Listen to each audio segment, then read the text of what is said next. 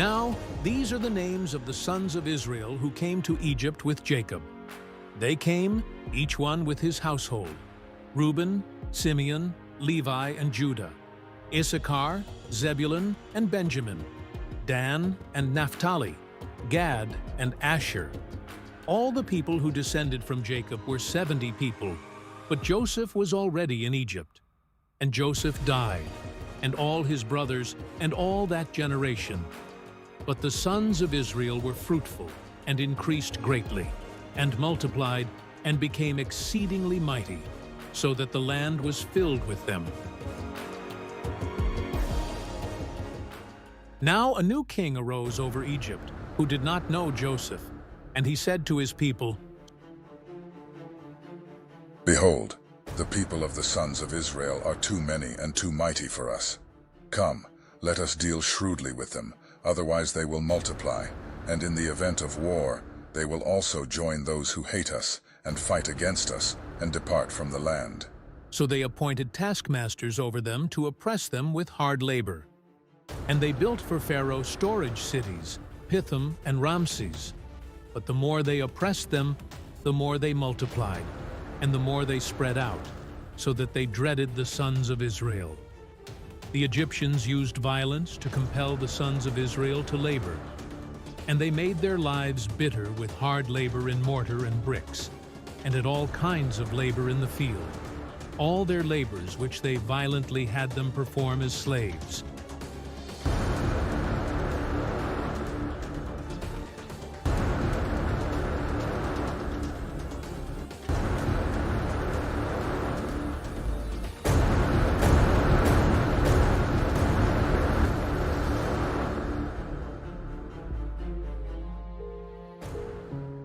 Then the king of Egypt spoke to the Hebrew midwives, one of whom was named Shiphrah, and the other was named Puah.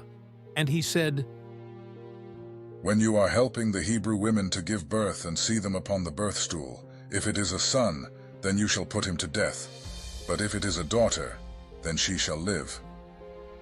But the midwives feared God, and did not do as the king of Egypt had commanded them, but let the boys live. So the king of Egypt called for the midwives and said to them, Why have you done this thing and let the boys live? The midwives said to Pharaoh, Because the Hebrew women are not like the Egyptian women, for they are vigorous and give birth before the midwife can get to them. So God was good to the midwives, and the people multiplied, and became very mighty. And because the midwives feared God, he established households for them. Then Pharaoh commanded all his people, saying, Every son who is born you are to throw into the Nile, but every daughter you are to keep alive. Now a man from the house of Levi went and married a daughter of Levi. And the woman conceived and gave birth to a son. And when she saw that he was beautiful, she hid him for 3 months. But when she could no longer hide him, she got him a papyrus basket and covered it with tar and pitch. Then she put the child in it and set it among the reeds by the bank of the Nile. And his sister stood at a distance to find out what would happen to him.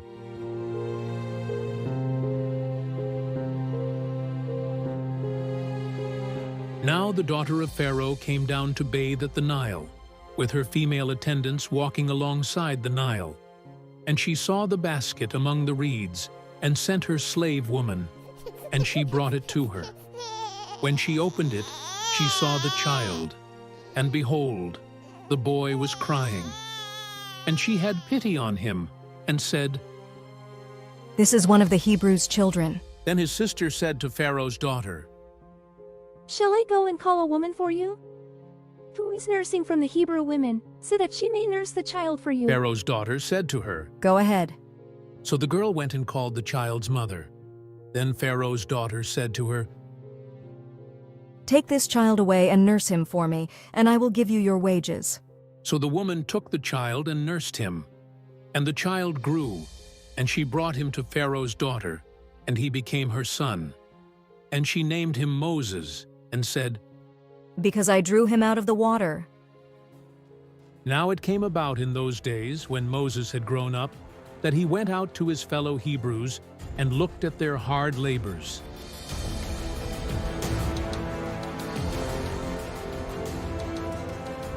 And he saw an Egyptian beating a Hebrew, one of his fellow Hebrews. So he looked this way and that, and when he saw that there was no one around, he struck and killed the Egyptian, and hid his body in the sand. Now he went out the next day, and behold, 2 Hebrews were fighting with each other, and he said to the offender, "Why are you striking your companion?" But he said, "Who made you a ruler and a judge over us? Do you intend to kill me as you killed the Egyptian?" Then Moses was afraid and said, Surely the matter has become known. When Pharaoh heard about this matter, he tried to kill Moses. But Moses fled from the presence of Pharaoh and settled in the land of Midian, and he sat down by a well. Now the priest of Midian had 7 daughters, and they came to draw water and filled the troughs to water their father's flock. Then the shepherds came and drove them away, but Moses stood up and helped them and watered their flock. When they came to their father Reuel, he said, "Why have you come back so soon today?" They said, "An Egyptian saved us from the shepherds, and what is more, he even drew water for us and watered the flock." So he said to his daughters, "Where is he then? Why is it that you have left the man behind? Invite him to have something to eat." And Moses was willing to live with the man, and he gave his daughter Zipporah to Moses. Then she gave birth to a son, and he named him Gershom, for he said, I have been a stranger in a foreign land. Now it came about in the course of those many days that the king of Egypt died.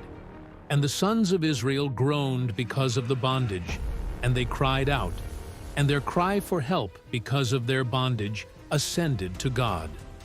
So God heard their groaning, and God remembered his covenant with Abraham, Isaac, and Jacob. And God saw the sons of Israel, and God took notice of them.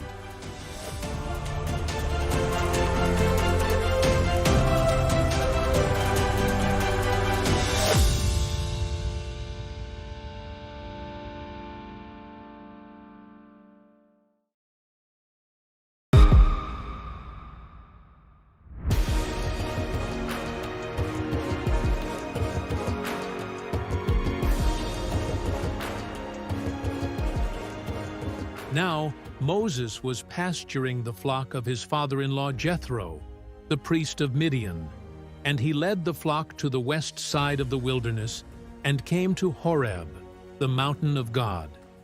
Then the angel of the Lord appeared to him in a blazing fire from the midst of a bush.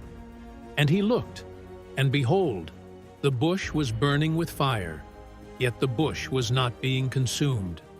So Moses said, I must turn aside and see this marvelous sight, why the bush is not burning up. When the Lord saw that he turned aside to look, God called to him from the midst of the bush and said, Moses, Moses. Here I am. And he said, Do not come near here. Remove your sandals from your feet, for the place on which you are standing is holy ground. Then he said, I am the God of your father, the God of Abraham, the God of Isaac, and the God of Jacob. Then Moses hid his face, for he was afraid to look at God.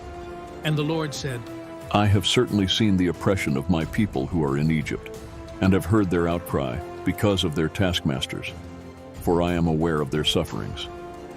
So I have come down to rescue them from the power of the Egyptians, and to bring them up from that land to a good and spacious land, to a land flowing with milk and honey, to the place of the Canaanite, the Hittite, the Amorite, the Perizzite, the Hivite, and the Jebusite.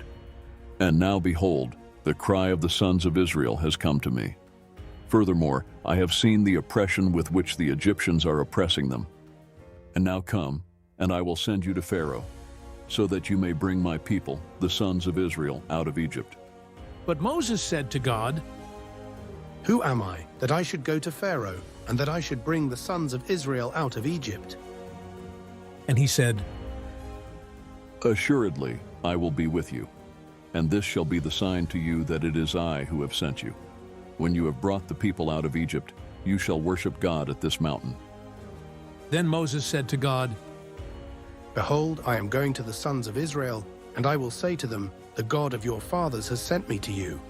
Now they may say to me, What is his name? What shall I say to them? And God said to Moses, I am who I am. and he said, This is what you shall say to the sons of Israel. I am has sent me to you. God furthermore said to Moses, This is what you shall say to the sons of Israel.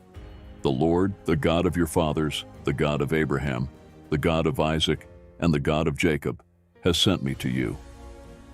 This is my name forever, and this is the name for all generations to use to call upon me. Go and gather the elders of Israel together, and say to them, The Lord, the God of your fathers, the God of Abraham, Isaac, and Jacob, has appeared to me, saying, I am indeed concerned about you, and what has been done to you in Egypt. So I said, I will bring you up out of the oppression of Egypt to the land of the Canaanite, the Hittite, the Amorite, the Perizzite, the Hivite, and the Jebusite, to a land flowing with milk and honey. Then they will pay attention to what you say, and you with the elders of Israel will come to the king of Egypt, and you will say to him, The Lord, the God of the Hebrews, has met with us. So now please let us go a 3 days' journey into the wilderness, so that we may sacrifice to the Lord our God. But I know that the king of Egypt will not permit you to go, except under compulsion. So I will reach out with my hand and strike Egypt with all my miracles, which I shall do in the midst of it. And after that he will let you go. I will grant this people favor in the sight of the Egyptians, and it shall be that when you go, you will not go empty-handed. But every woman shall ask her neighbor, and the woman who lives in her house, for articles of silver, and articles of gold, and clothing. And you will put them on your sons and daughters. So you will plunder the Egyptians. Then Moses said, What if they will not believe me or listen to what I say? For they may say, The Lord has not appeared to you. The Lord said to him, What is that in your hand? and he said, A staff. Then he said, Throw it on the ground. So he threw it on the ground, and it turned into a serpent, and Moses fled from it. But the Lord said to Moses, Reach out with your hand and grasp it by its tail. So he reached out with his hand and caught it, and it turned into a staff in his hand. So that they may believe that the Lord, the God of their fathers, the God of Abraham, the God of Isaac, and the God of Jacob, has appeared to you.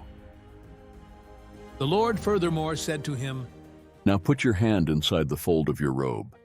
So he put his hand inside the fold, and when he took it out, behold, his hand was leprous like snow. Then he said, Put your hand inside the fold of your robe again. So he put his hand into the fold again, and when he took it out of the fold, behold, it was restored like the rest of his flesh. So if they will not believe you, nor pay attention to the evidence of the first sign, they may believe the evidence of the last sign. But if they will not believe even these 2 signs, nor pay attention to what you say, then you shall take some water from the Nile and pour it on the dry ground. And the water which you take from the Nile will turn into blood on the dry ground. Then Moses said to the Lord, Please, Lord, I have never been eloquent, neither recently nor in time past, nor since you have spoken to your servant, for I am slow of speech and slow of tongue. But the Lord said to him, Who has made the human mouth?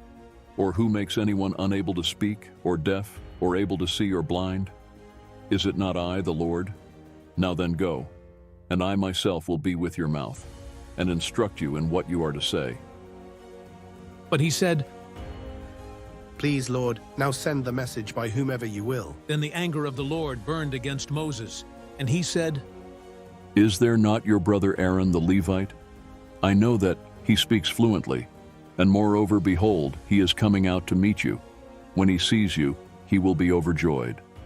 So you are to speak to him, and put the words in his mouth, and I myself will be with your mouth and his mouth. and I will instruct you in what you are to do. He shall speak for you to the people, and he will be as a mouth for you, and you will be as God to him.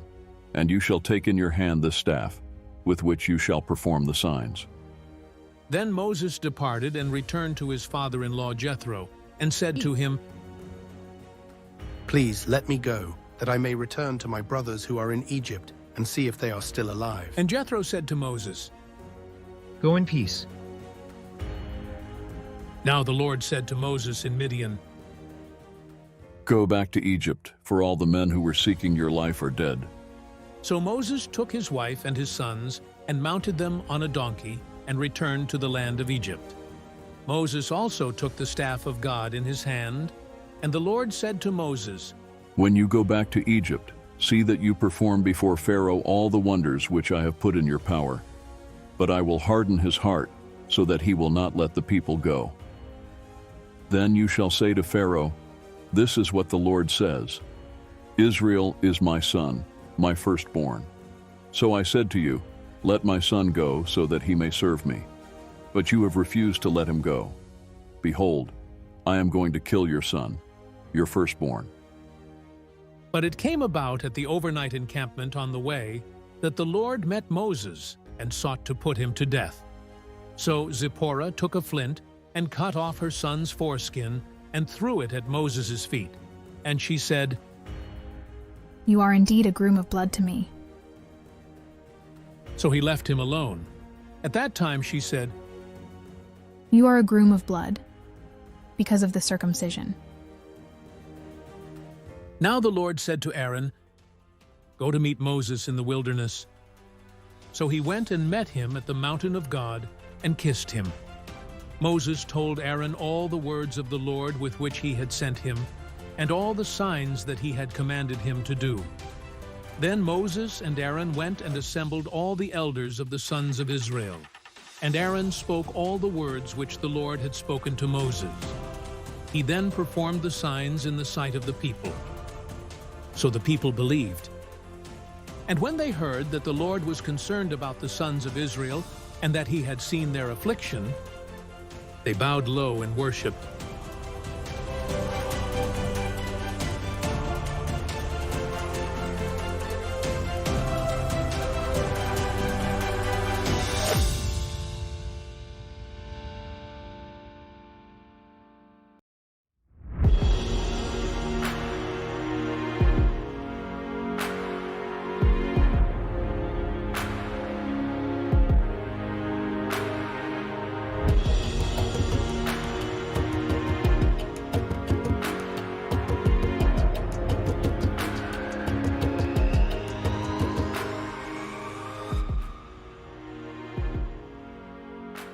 And afterward Moses and Aaron came and said to Pharaoh, Thus says the Lord, the God of Israel, Let my people go, that they may celebrate a feast to me in the wilderness.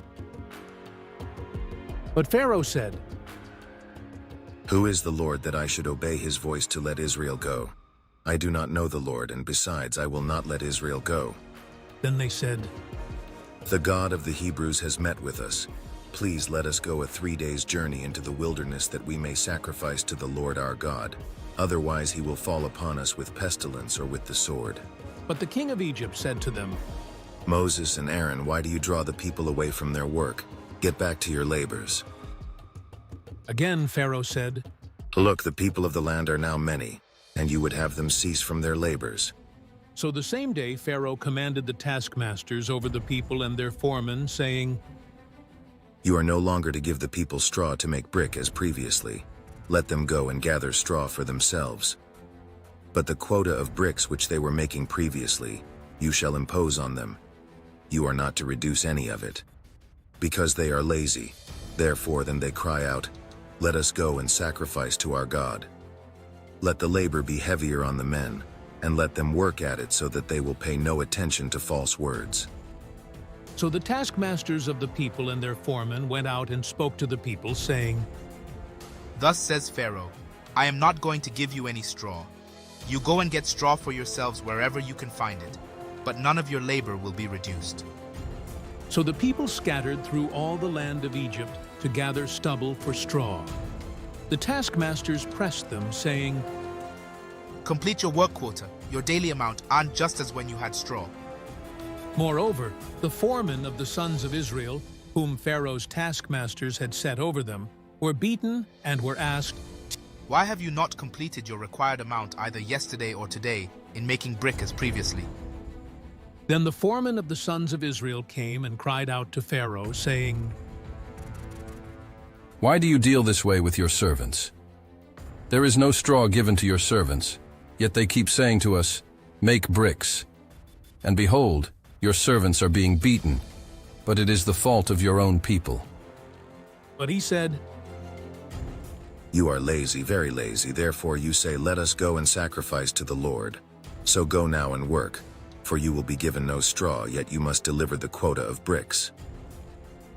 The foreman of the sons of Israel saw that they were in trouble because they were told, You must not reduce your daily amount out of bricks. When they left Pharaoh's presence, they met Moses and Aaron as they were waiting for them. They said to them, May the Lord look upon you and judge you, for you have made us odious in Pharaoh's sight and in the sight of his servants, to put a sword in their hand to kill us. Then Moses returned to the Lord and said, O Lord, why have you brought harm to this people? Why did you ever send me? Ever since I came to Pharaoh to speak in your name, he has done harm to this people, and you have not delivered your people at all. Then the Lord said to Moses, Now you shall see what I will do to Pharaoh, for under compulsion he will let them go, and under compulsion he will drive them out of his land. God spoke further to Moses and said to him, I am the Lord, and I appeared to Abraham, Isaac, and Jacob as God Almighty. But by my name, Lord, I did not make myself known to them. I also established my covenant with them to give them the land of Canaan, the land in which they sojourned. Furthermore, I have heard the groaning of the sons of Israel, because the Egyptians are holding them in bondage, and I have remembered my covenant. Say therefore to the sons of Israel, I am the Lord, and I will bring you out from under the burdens of the Egyptians, and I will deliver you from their bondage. I will also redeem you with an outstretched arm and with great judgments. Then I will take you for my people, and I will be your God. And you shall know that I am the Lord your God, who brought you out from under the burdens of the Egyptians. I will bring you to the land which I swore to give to Abraham, Isaac, and Jacob, and I will give it to you for a possession. I am the Lord. So Moses spoke thus to the sons of Israel, but they did not listen to Moses on account of their despondency and cruel bondage. Now the Lord spoke to Moses, saying, Go tell Pharaoh, king of Egypt, to let the sons of Israel go out of his land. But Moses spoke before the Lord, saying, Behold, the sons of Israel have not listened to me. How then will Pharaoh listen to me, for I am unskilled in speech? Then the Lord spoke to Moses and to Aaron, and gave them a charge to the sons of Israel, and to Pharaoh, king of Egypt, to bring the sons of Israel out of the land of Egypt. These are the heads of their fathers' households. The sons of Reuben, Israel's firstborn, Hanok and Palu, Hezron and Carmi. These are the families of Reuben. The sons of Simeon, Jemuel and Jamin, and Ohad and Jachin, and Zohar and Shaul, the son of a Canaanite woman. These are the families of Simeon. These are the names of the sons of Levi according to their generations: Gershon and Kohath and Merari. And the length of Levi's life was 137 years. The sons of Gershon, Libni and Shimei, according to their families. The sons of Kohath, Amram and Ijhar and Hebron and Uzziel. And the length of Kohath's life was 133 years. The sons of Merari, Mahli and Mushi. These are the families of the Levites according to their generations. Amram married his father's sister Jochebed, and she bore him Aaron and Moses. And the length of Amram's life was 137 years. The sons of Ijhar, Korah and Nepheg and Zikri. The sons of Uzziel, Mishael and Elzaphan and Sithri. Aaron married Elisheba, the daughter of Aminadab, the sister of Nahshon, And she bore him Nadab and Abihu, Eleazar and Ithamar, the sons of Korah, Asher and Elkanah and Abiasaph. These are the families of the Korahites. Aaron's son Eleazar married one of the daughters of Putiel, and she bore him Phinehas. These are the heads of the fathers' households of the Levites, according to their families. It was the same Aaron and Moses to whom the Lord said, "Bring out the sons of Israel from the land of Egypt according to their hosts." They were the ones who spoke to Pharaoh, king of Egypt, about bringing out the sons of Israel from Egypt. It was the same Moses and Aaron. Now, it came about on the day when the Lord spoke to Moses in the land of Egypt, that the Lord spoke with Moses, saying, I am the Lord. Speak to Pharaoh, king of Egypt, all that I speak to you. But Moses said to the Lord, Behold, I am unskilled in speech. How then will Pharaoh listen to me?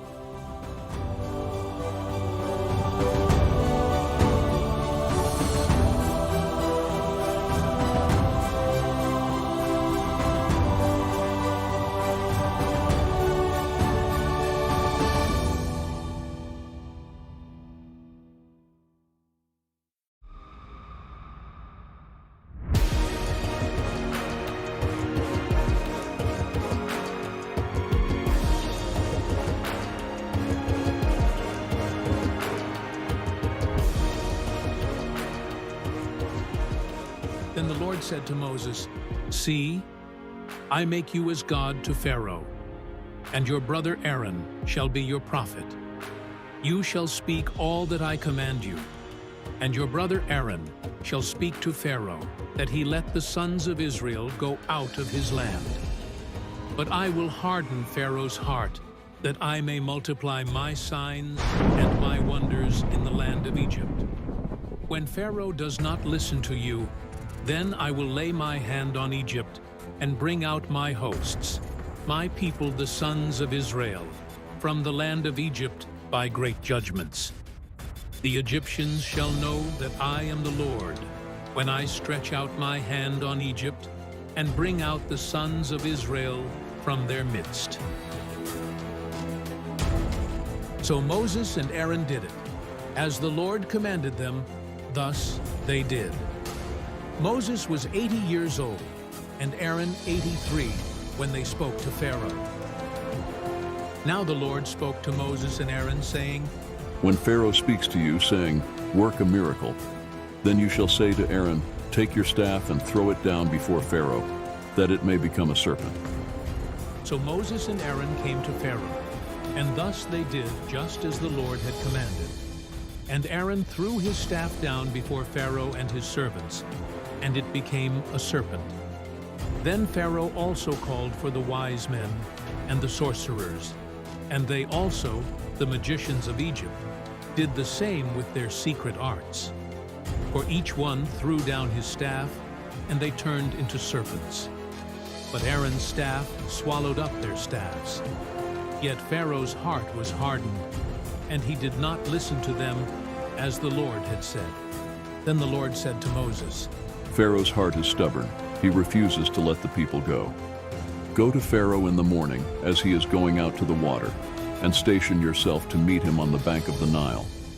And you shall take in your hand the staff that was turned into a serpent. You shall say to him, The Lord, the God of the Hebrews, sent me to you, saying, Let my people go, that they may serve me in the wilderness. But behold, you have not listened until now. Thus says the Lord, By this you shall know that I am the Lord. Behold, I will strike the water that is in the Nile with the staff that is in my hand, and it will be turned to blood. The fish that are in the Nile will die, and the Nile will become foul, and the Egyptians will find difficulty in drinking water from the Nile.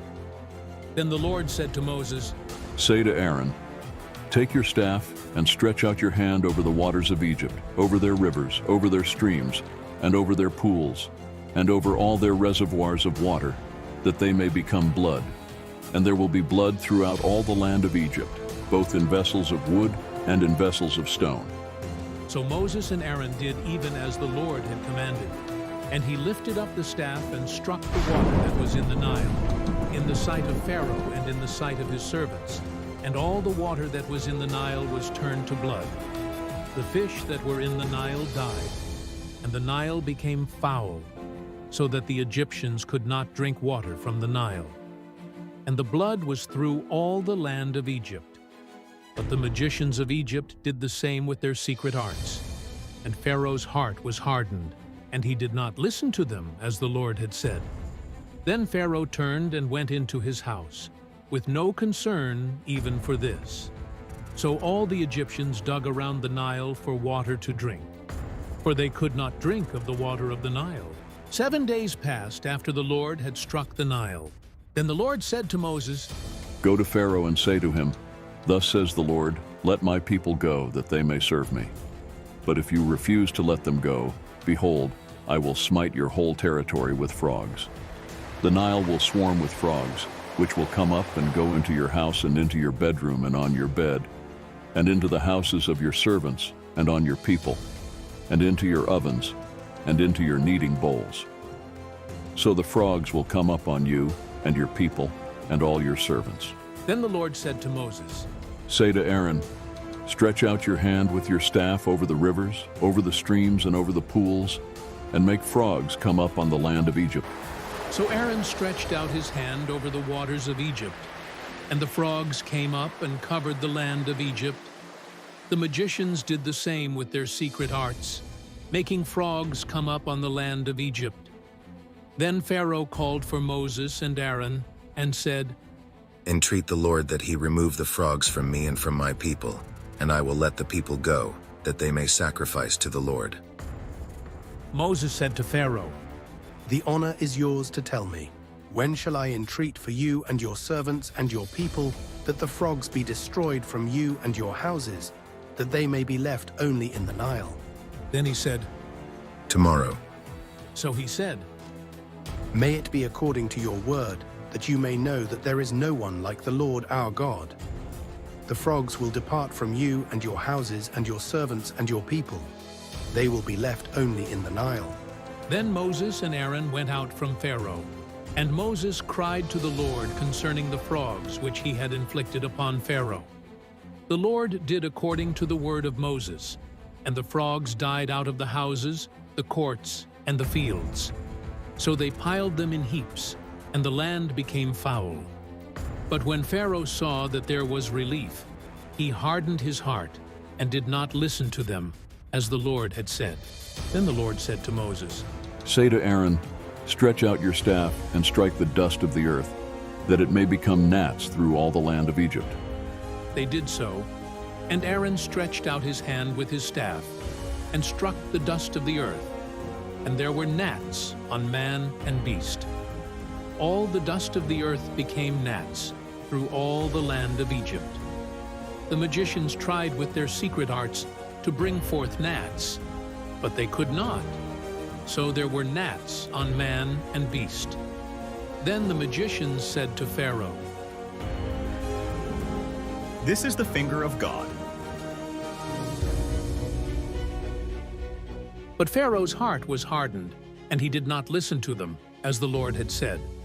Now the Lord said to Moses, Rise early in the morning and present yourself before Pharaoh as he comes out to the water, and say to him, Thus says the Lord, Let my people go, that they may serve me. For if you do not let my people go, behold, I will send swarms of insects on you, and on your servants, and on your people, and into your houses. And the houses of the Egyptians will be full of swarms of insects, and also the ground on which they dwell. But on that day I will set apart the land of Goshen, where my people are living, so that no swarms of flies will be there, in order that you may know that I, the Lord, am in the midst of the land. I will put a division between my people and your people. Tomorrow this sign will occur. Then the Lord did so. And there came great swarms of flies into the house of Pharaoh and the houses of his servants. And the land was laid waste because of the swarms of flies in all the land of Egypt. Pharaoh called for Moses and Aaron and said, Go, sacrifice to your God within the land. But Moses said, It is not right to do so, for we will sacrifice to the Lord our God what is an abomination to the Egyptians. If we sacrifice what is an abomination to the Egyptians before their eyes, will they not then stone us?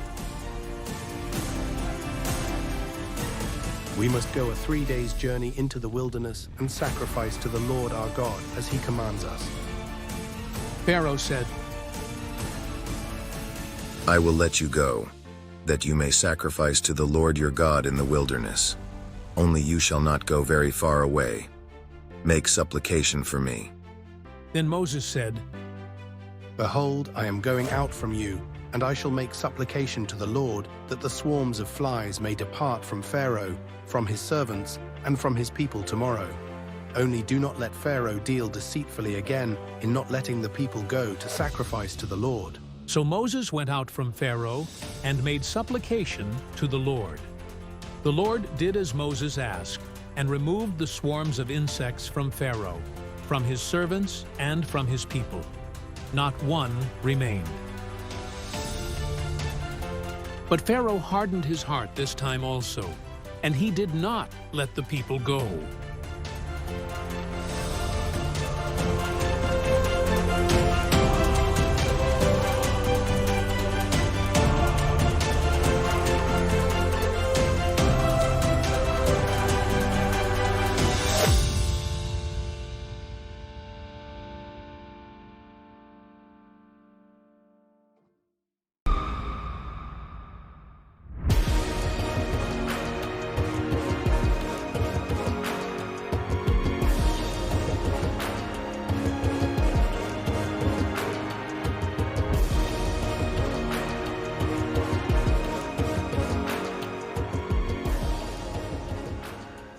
Then the Lord said to Moses, Go to Pharaoh and speak to him.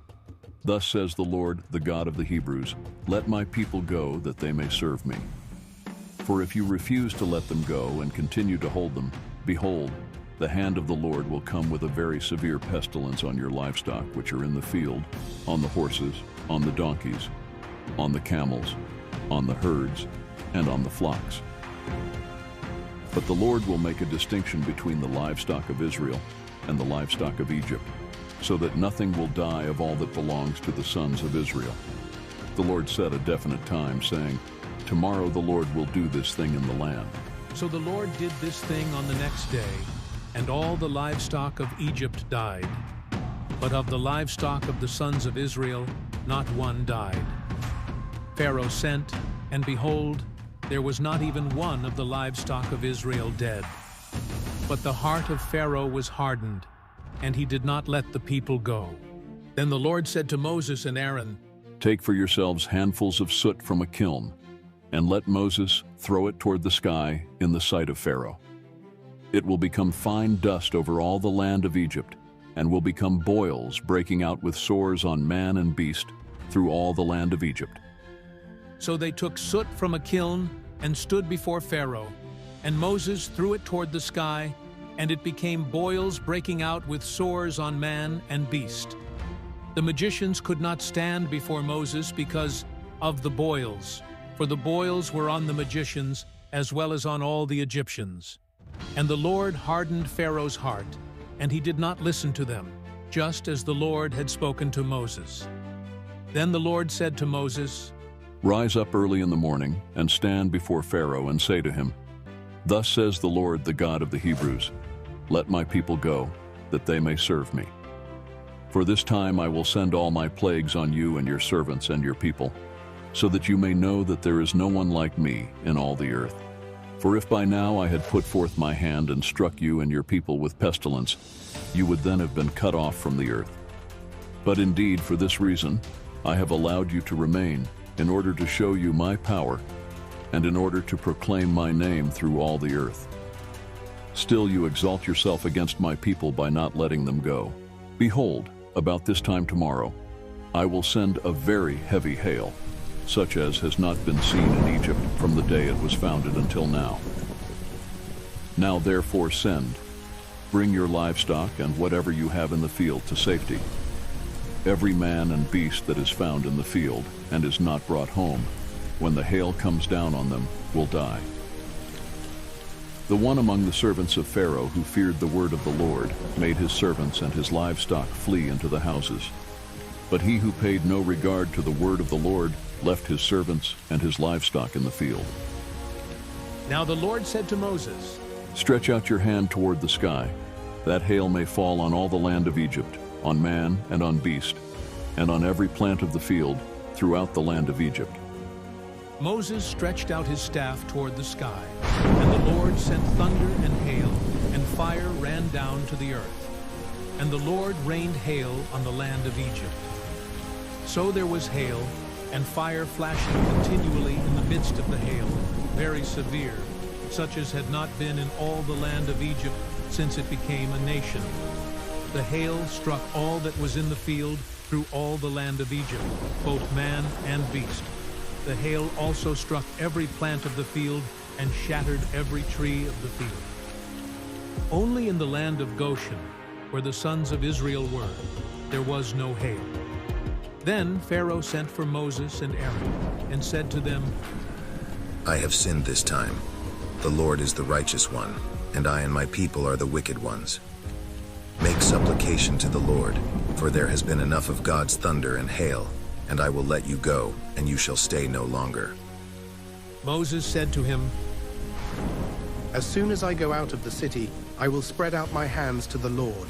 The thunder will cease, and there will be hail no longer, that you may know that the earth is the Lord's. But as for you and your servants, I know that you do not yet fear the Lord God. Now the flax and the barley were ruined, for the barley was in the ear, and the flax was in bud. But the wheat and the spelt were not ruined, for they ripen late.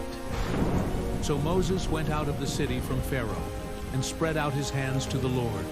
And the thunder and the hail ceased, and rain no longer poured on the earth.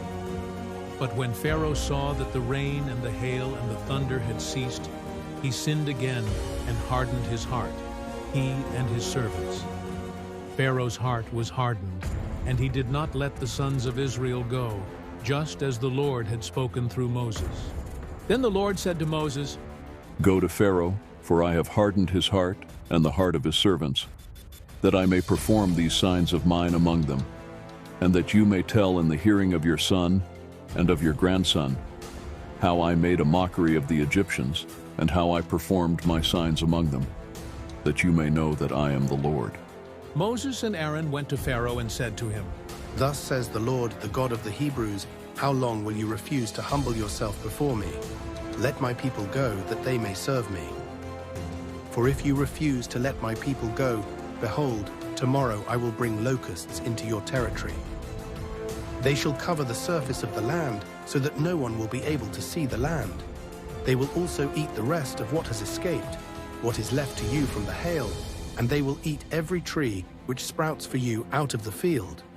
Then your houses shall be filled, and the houses of all your servants, and the houses of all the Egyptians, something which neither your fathers nor your grandfathers have seen, from the day that they came upon the earth until this day. And he turned and went out from Pharaoh. Pharaoh's servants said to him, How long will this man be a snare to us? Let the men go, that they may serve the Lord their God. Do you not realize that Egypt is destroyed? So Moses and Aaron were brought back to Pharaoh, and he said to them, Go, serve the Lord your God. Who are the ones that are going? Moses said, We shall go with our young and our old, with our sons and our daughters, with our flocks and our herds we shall go, for we must hold a feast to the Lord. Then he said to them, Thus may the Lord be with you if ever I let you and your little ones go. Take heed, for evil is in your mind. Not so. Go now, the men among you, and serve the Lord, for that is what you desire. So they were driven out from Pharaoh's presence. Then the Lord said to Moses, Stretch out your hand over the land of Egypt for the locusts, that they may come up on the land of Egypt and eat every plant of the land, even all that the hail has left. So Moses stretched out his staff over the land of Egypt, and the Lord directed an east wind on the land all that day and all that night. And when it was morning, the east wind brought the locusts. The locusts came up over all the land of Egypt and settled in all the territory of Egypt. They were very numerous. There had never been so many locusts, nor would there be so many again. For they covered the surface of the whole land, so that the land was darkened, and they ate every plant of the land and all the fruit of the trees that the hail had left. Thus, nothing green was left on tree or plant of the field through all the land of Egypt. Then Pharaoh hurriedly called for Moses and Aaron, and he said, I have sinned against the Lord your God and against you. Now therefore please forgive my sin only this once, and make supplication to the Lord your God, that he would only remove this death from me. He went out from Pharaoh and made supplication to the Lord. So the Lord shifted the wind to a very strong west wind, which took up the locusts and drove them into the Red Sea. Not one locust was left in all the territory of Egypt. But the Lord hardened Pharaoh's heart, and he did not let the sons of Israel go. Then the Lord said to Moses, Stretch out your hand toward the sky, that there may be darkness over the land of Egypt, even a darkness which may be felt. So Moses stretched out his hand toward the sky, and there was thick darkness in all the land of Egypt for 3 days. They did not see one another, nor did anyone rise from his place for 3 days, but all the sons of Israel had light in their dwellings. Then Pharaoh called to Moses and said, Go, serve the Lord, only let your flocks and your herds be detained. Even your little ones may go with you. But Moses said, You must also let us have sacrifices and burnt offerings, that we may sacrifice them to the Lord our God. Therefore, our livestock too shall go with us. Not a hoof shall be left behind, for we shall take some of them to serve the Lord our God. And until we arrive there, we ourselves do not know with what we shall serve the Lord. But the Lord hardened Pharaoh's heart, and he was not willing to let them go. Then Pharaoh said to him, Get away from me. Beware, do not see my face again, for in the day you see my face you shall die. Moses said, You are right. I shall never see your face again.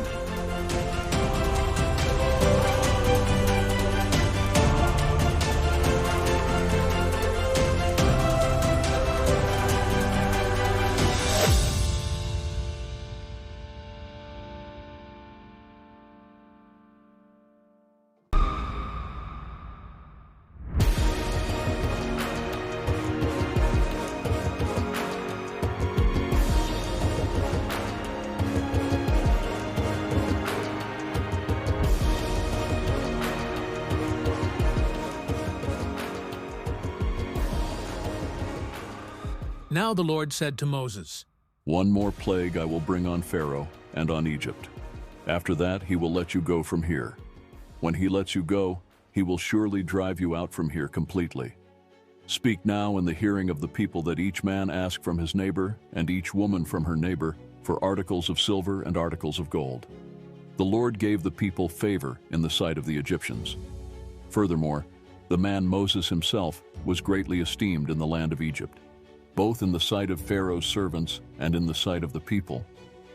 Moses said, Thus says the Lord, about midnight I am going out into the midst of Egypt, and all the firstborn in the land of Egypt shall die, from the firstborn of the Pharaoh who sits on his throne, even to the firstborn of the slave girl who is behind the millstones, all the firstborn of the cattle as well.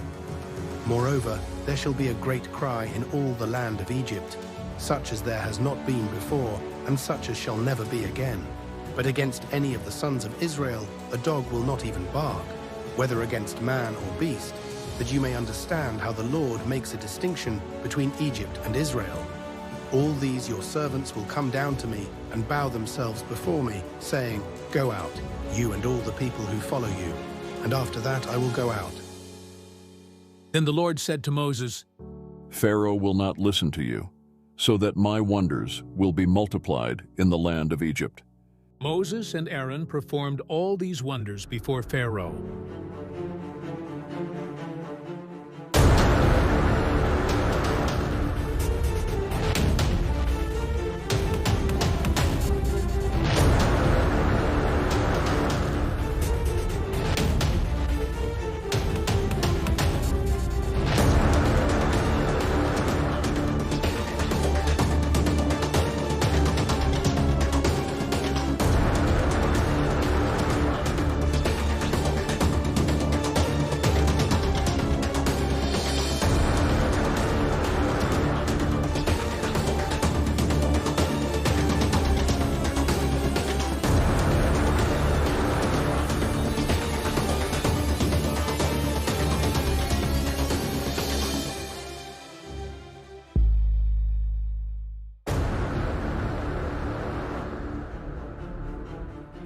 Yet the Lord hardened Pharaoh's heart, and he did not let the sons of Israel go out of his land. Now the Lord said to Moses and Aaron in the land of Egypt, This month shall be the beginning of months for you. It is to be the first month of the year to you. Speak to all the congregation of Israel, saying, On the 10th of this month they are each one to take a lamb for themselves, according to their fathers' households, a lamb for each household.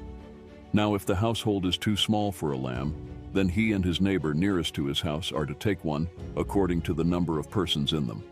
According to what each man should eat, you are to divide the lamb. Your lamb shall be an unblemished male, a year old. You may take it from the sheep or from the goats. You shall keep it until the 14th day of the same month. Then the whole assembly of the congregation of Israel is to kill it at twilight. Moreover, they shall take some of the blood and put it on the 2 doorposts and on the lintel of the houses in which they eat it. They shall eat the flesh that same night, roasted with fire, and they shall eat it with unleavened bread and bitter herbs. Do not eat any of it raw or boiled at all with water, but rather roasted with fire, both its head and its legs, along with its entrails. And you shall not leave any of it over until morning, but whatever is left of it until morning, you shall burn with fire. Now you shall eat it in this manner, with your loins girded, your sandals on your feet, and your staff in your hand, and you shall eat it in haste. It is the Lord's Passover. For I will go through the land of Egypt on that night, and will strike down all the firstborn in the land of Egypt, both man and beast. And against all the gods of Egypt I will execute judgments. I am the Lord. The blood shall be a sign for you on the houses where you live. And when I see the blood, I will pass over you, and no plague will befall you to destroy you when I strike the land of Egypt. Now this day will be a memorial to you, and you shall celebrate it as a feast to the Lord. Throughout your generations, you are to celebrate it as a permanent ordinance. 7 days you shall eat unleavened bread, but on the first day you shall remove leaven from your houses. For whoever eats anything leavened from the first day until the 7th day, that person shall be cut off from Israel. On the first day you shall have a holy assembly, and another holy assembly on the 7th day. No work at all shall be done on them, except what must be eaten by every person. That alone may be prepared by you. You shall also observe the feast of unleavened bread, for on this very day I brought your hosts out of the land of Egypt. Therefore you shall observe this day throughout your generations as a permanent ordinance. In the first month, on the 14th day of the month at evening, you shall eat unleavened bread until the 21st day of the month at evening. 7 days there shall be no leaven found in your houses. For whoever eats what is leavened, that person shall be cut off from the congregation of Israel, whether he is an alien or a native of the land. You shall not eat anything leavened. In all your dwellings you shall eat unleavened bread. Then Moses called for all the elders of Israel and said to them, Go and take for yourselves lambs according to your families, and slay the Passover lamb. You shall take a bunch of hyssop and dip it in the blood which is in the basin, and apply some of the blood that is in the basin to the lintel and the 2 doorposts. And none of you shall go outside the door of his house until morning. For the Lord will pass through to smite the Egyptians, and when he sees the blood on the lintel and on the 2 doorposts, the Lord will pass over the door and will not allow the destroyer to come into your houses to smite you. And you shall observe this event as an ordinance for you and your children forever. When you enter the land which the Lord will give you, as he has promised, you shall observe this rite. And when your children say to you, What does this rite mean to you? You shall say, It is a Passover sacrifice to the Lord, who passed over the houses of the sons of Israel in Egypt when he smote the Egyptians, but spared our homes. And the people bowed low and worshipped. Then the sons of Israel went and did so. Just as the Lord had commanded Moses and Aaron, so they did. Now it came about at midnight that the Lord struck all the firstborn in the land of Egypt, from the firstborn of Pharaoh who sat on his throne to the firstborn of the captive who was in the dungeon, and all the firstborn of cattle. Pharaoh arose in the night, he and all his servants and all the Egyptians, and there was a great cry in Egypt, for there was no home where there was not someone dead.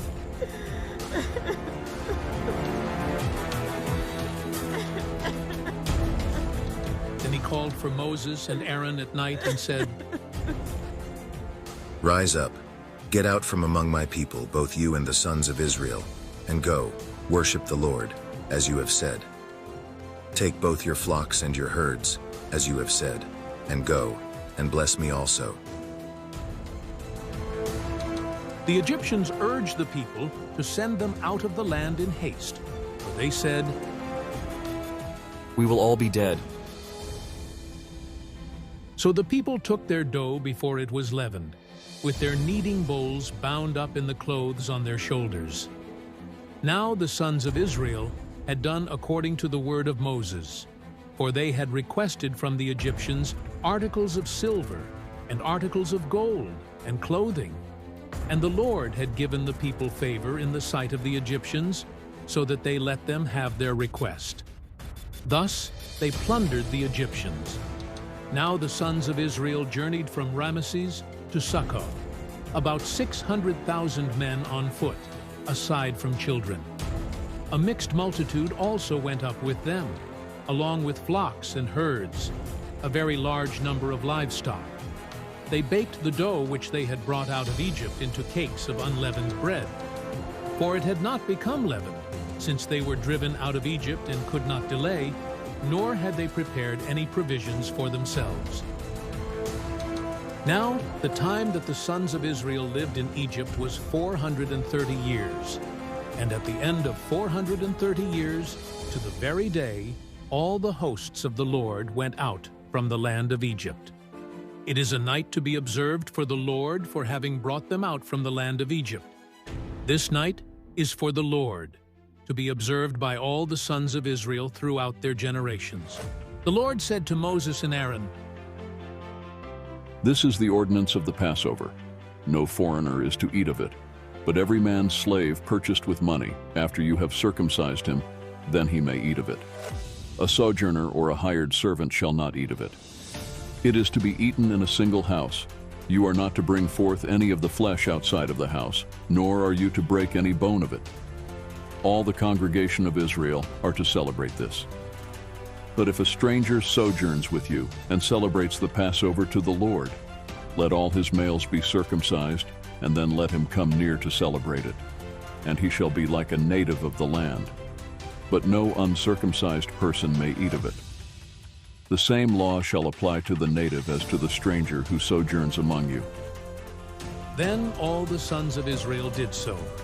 They did just as the Lord had commanded Moses and Aaron. And on that same day, the Lord brought the sons of Israel out of the land of Egypt by their hosts.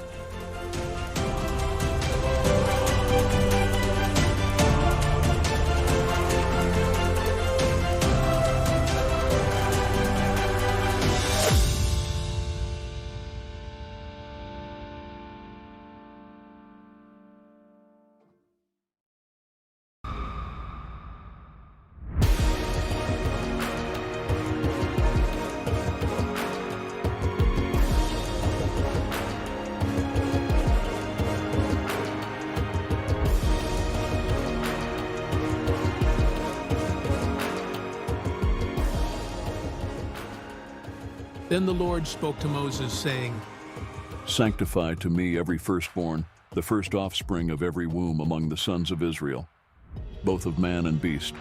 It belongs to me. Moses said to the people, Remember this day in which you went out from Egypt, from the house of slavery. For by a powerful hand the Lord brought you out from this place, and nothing leavened shall be eaten. On this day in the month of Abib, you are about to go forth. It shall be, when the Lord brings you to the land of the Canaanite, the Hittite, the Amorite, the Hivite, and the Jebusite, which he swore to your fathers to give you, a land flowing with milk and honey, that you shall observe this rite in this month. For 7 days you shall eat unleavened bread, and on the 7th day there shall be a feast to the Lord. Unleavened bread shall be eaten throughout the 7 days, and nothing leavened shall be seen among you, nor shall any leaven be seen among you in all your borders. You shall tell your son on that day, saying, it is because of what the Lord did for me when I came out of Egypt. And it shall serve as a sign to you on your hand, and as a reminder on your forehead, that the law of the Lord may be in your mouth. For with a powerful hand the Lord brought you out of Egypt. Therefore you shall keep this ordinance at its appointed time from year to year. Now when the Lord brings you to the land of the Canaanite, as he swore to you and to your fathers, and gives it to you, you shall devote to the Lord the first offspring of every womb, and the first offspring of every beast that you own. The males belong to the Lord, but every first offspring of a donkey you shall redeem with a lamb.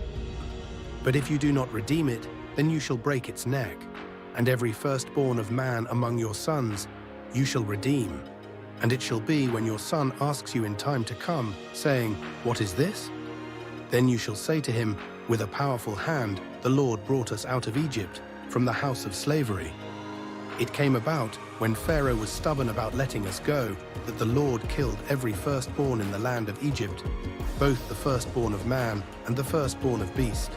Therefore I sacrifice to the Lord the males, the first offspring of every womb, but every firstborn of my sons I redeem. So it shall serve as a sign on your hand, and as phylacteries on your forehead, for with a powerful hand the Lord brought us out of Egypt. Now, when Pharaoh had let the people go, God did not lead them by the way of the land of the Philistines, even though it was near. For God said, The people might change their minds when they see war and return to Egypt. Hence, God led the people around by the way of the wilderness to the Red Sea. And the sons of Israel went up in martial array from the land of Egypt. Moses took the bones of Joseph with him, for he had made the sons of Israel solemnly swear, saying, God will surely take care of you, and you shall carry my bones from here with you.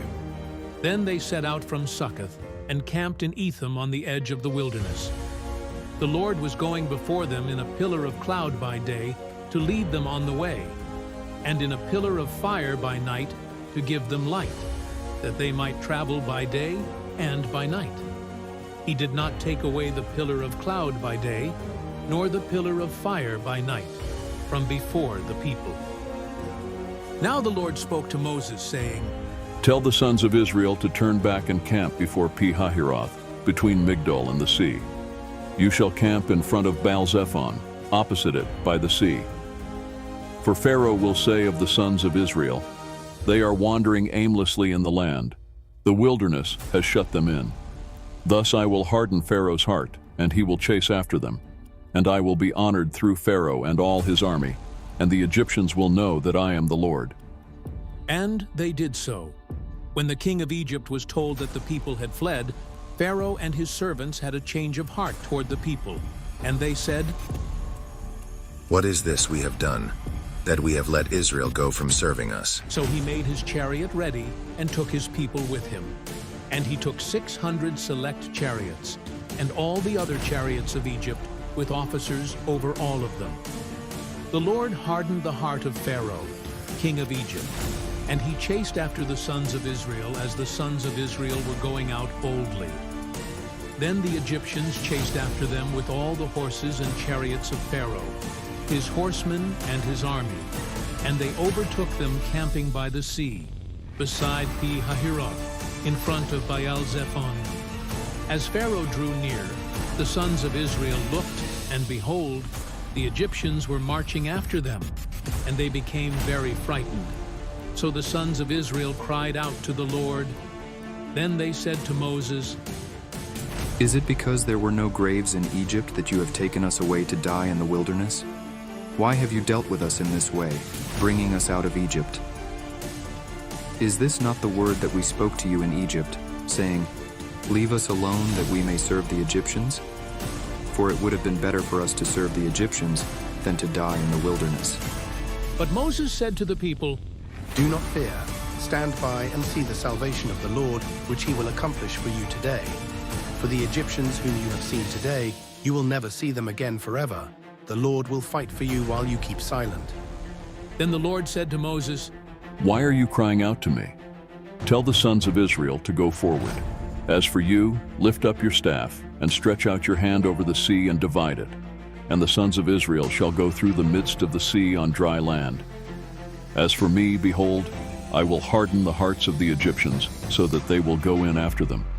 And I will be honored through Pharaoh and all his army, through his chariots and his horsemen. Then the Egyptians will know that I am the Lord, when I am honored through Pharaoh, through his chariots and his horsemen.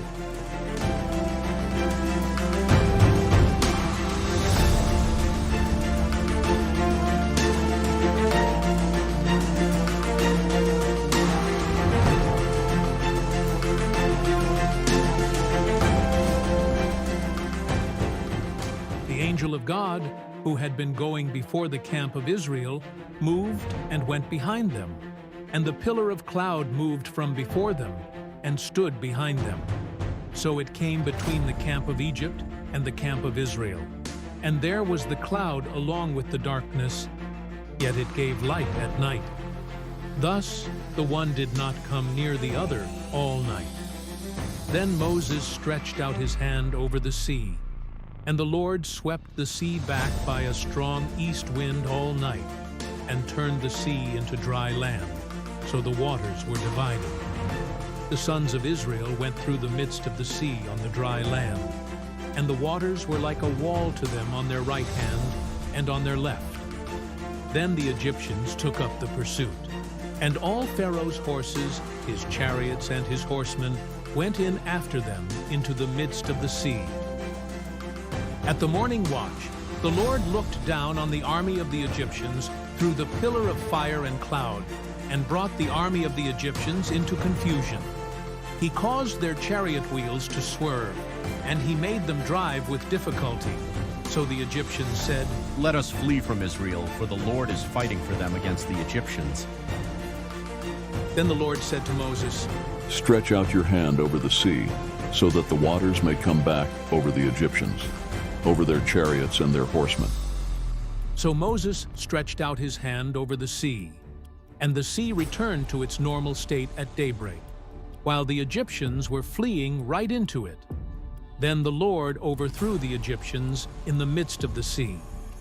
The waters returned and covered the chariots and the horsemen, even Pharaoh's entire army that had gone into the sea after them. Not even one of them remained. But the sons of Israel walked on dry land through the midst of the sea, and the waters were like a wall to them on their right hand and on their left. Thus the Lord saved Israel that day from the hand of the Egyptians. And Israel saw the Egyptians dead on the seashore. When Israel saw the great power which the Lord had used against the Egyptians, the people feared the Lord, and they believed in the Lord and in his servant Moses.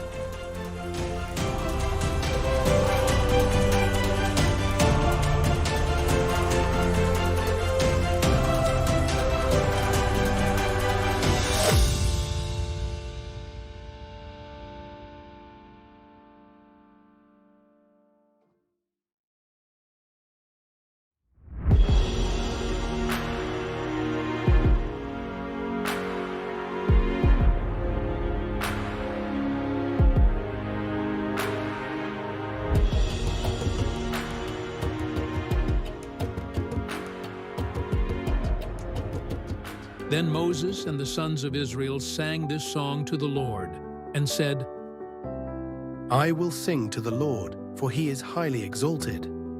The horse and its rider he has hurled into the sea. The Lord is my strength and song, and he has become my salvation. This is my God, and I will praise him, my father's God, and I will extol him. The Lord is a warrior, the Lord is his name. Pharaoh's chariots and his army he has cast into the sea, and the choicest of his officers are drowned in the Red Sea. The deeps cover them, they went down into the depths like a stone. Your right hand, O Lord, is majestic in power. Your right hand, O Lord, shatters the enemy. And in the greatness of your excellence, you overthrow those who rise up against you. You send forth your burning anger, and it consumes them as chaff. At the blast of your nostrils, the waters were piled up. The flowing waters stood up like a heap. The deeps were congealed in the heart of the sea. The enemy said, I will pursue, I will overtake, I will divide the spoil. My desire shall be gratified against them. I will draw out my sword, my hand will destroy them. You blew with your wind, the sea covered them. They sank like lead in the mighty waters. Who is like you among the gods, O Lord? Who is like you, majestic in holiness, awesome in praises, working wonders? You stretched out your right hand, the earth swallowed them. In your loving kindness, you have led the people whom you have redeemed. In your strength, you have guided them to your holy habitation. The peoples have heard, they tremble. Anguish has gripped the inhabitants of Philistia. Then the chiefs of Edom were dismayed. The leaders of Moab, trembling grips them. All the inhabitants of Canaan have melted away. Terror and dread fall upon them. By the greatness of your arm, they are motionless as stone, until your people pass over. O Lord, until the people pass over whom you have purchased. You will bring them and plant them in the mountain of your inheritance, the place, O Lord, which you have made for your dwelling, the sanctuary, O Lord, which your hands have established. The Lord shall reign forever and ever. For the horses of Pharaoh with his chariots and his horsemen went into the sea, and the Lord brought back the waters of the sea on them. But the sons of Israel walked on dry land through the midst of the sea. Miriam the prophetess, Aaron's sister, took the timbrel in her hand, and all the women went out after her with timbrels and with dancing. Miriam answered them, Sing to the Lord, for he is highly exalted. The horse and his rider he has hurled into the sea. Then Moses led Israel from the Red Sea, and they went out into the wilderness of Shur. And they went 3 days in the wilderness and found no water. When they came to Marah, they could not drink the waters of Marah, for they were bitter. Therefore it was named Marah. So the people grumbled at Moses, saying, What shall we drink?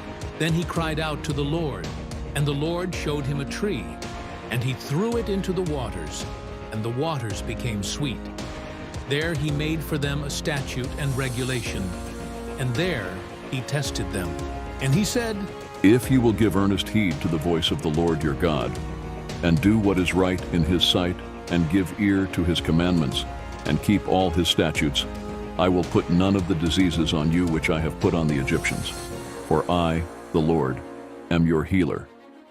Then they came to Elim, where there were 12 springs of water and 70 date palms, and they camped there beside the waters. Then they set out from Elim, and all the congregation of the sons of Israel came to the wilderness of Sin, which is between Elim and Sinai, on the 15th day of the 2nd month after their departure from the land of Egypt. The whole congregation of the sons of Israel grumbled against Moses and Aaron in the wilderness. The sons of Israel said to them, Would that we had died by the Lord's hand in the land of Egypt, when we sat by the pots of meat, when we ate bread to the full. For you have brought us out into this wilderness, to kill this whole assembly with hunger. Then the Lord said to Moses, Behold, I will rain bread from heaven for you, and the people shall go out and gather a day's portion every day, that I may test them, whether or not they will walk in my instruction. On the 6th day, when they prepare what they bring in, it will be twice as much as they gather daily. So Moses and Aaron said to all the sons of Israel, At evening you will know that the Lord has brought you out of the land of Egypt. And in the morning you will see the glory of the Lord, for he hears your grumblings against the Lord. And what are we, that you grumble against us? Moses said, This will happen when the Lord gives you meat to eat in the evening, and bread to the full in the morning. For the Lord hears your grumblings, which you grumble against him. And what are we? Your grumblings are not against us, but against the Lord. Then Moses said to Aaron, Say to all the congregation of the sons of Israel, Come near before the Lord, for he has heard your grumblings. It came about as Aaron spoke to the whole congregation of the sons of Israel, that they looked toward the wilderness, and behold, the glory of the Lord appeared in the cloud. And the Lord spoke to Moses, saying, I have heard the grumblings of the sons of Israel. Speak to them, saying, At twilight you shall eat meat, and in the morning you shall be filled with bread, and you shall know that I am the Lord your God. So it came about at evening that the quails came up and covered the camp, and in the morning there was a layer of dew around the camp. When the layer of dew evaporated, behold, on the surface of the wilderness there was a fine flake-like thing, fine as the frost on the ground. When the sons of Israel saw it, they said to one another, "What is it?" For they did not know what it was. And Moses said to them, "It is the bread which the Lord has given you to eat. This is what the Lord has commanded. Gather of it every man as much as he should eat. You shall take an omer apiece, according to the number of persons each of you has in his tent." The sons of Israel did so, and some gathered much and some little. When they measured it with an omer, he who had gathered much had no excess, and he who had gathered little had no lack. Every man gathered as much as he should eat. Moses said to them, "Let no man leave any of it until morning." But they did not listen to Moses, and some left part of it until morning, and it bred worms and became foul. And Moses was angry with them. They gathered it morning by morning, every man as much as he should eat. But when the sun grew hot, it would melt. Now on the 6th day they gathered twice as much bread, 2 omers for each one. When all the leaders of the congregation came and told Moses, then he said to them, "This is what the Lord meant. Tomorrow is a Sabbath observance, a holy Sabbath to the Lord. Bake what you will bake and boil what you will boil, and all that is left over put aside to be kept until morning." So they put it aside until morning, as Moses had ordered, and it did not become foul, nor was there any worm in it. Moses said, "Eat it today, for today is a Sabbath to the Lord. Today you will not find it in the field. 6 days you shall gather it, but on the 7th day, the Sabbath, there will be none." It came about on the 7th day that some of the people went out to gather, but they found none.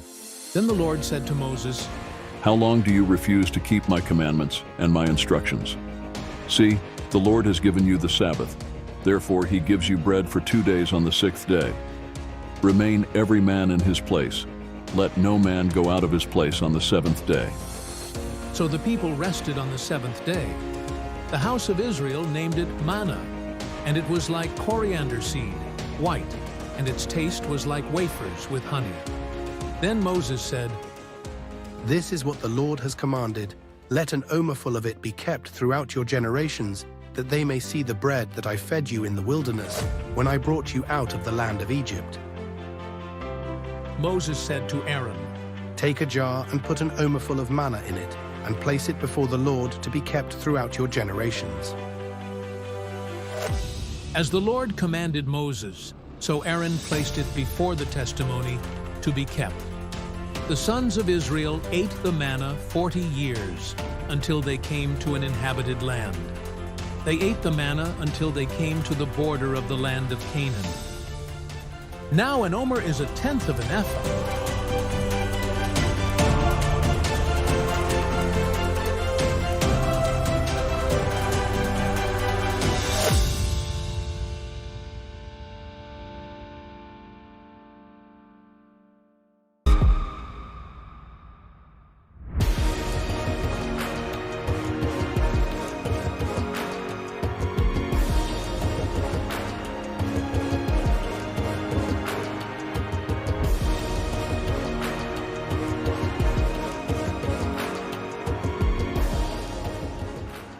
Then all the congregation of the sons of Israel journeyed by stages from the wilderness of Sin, according to the command of the Lord, and camped at Rephidim, and there was no water for the people to drink. Therefore the people quarreled with Moses, and said, "Give us water that we may drink." And Moses said to them, "Why do you quarrel with me? Why do you test the Lord?" But the people thirsted there for water, and they grumbled against Moses and said, "Why now? Have you brought us up from Egypt to kill us and our children and our livestock with thirst?" So Moses cried out to the Lord, saying, "What shall I do to this people?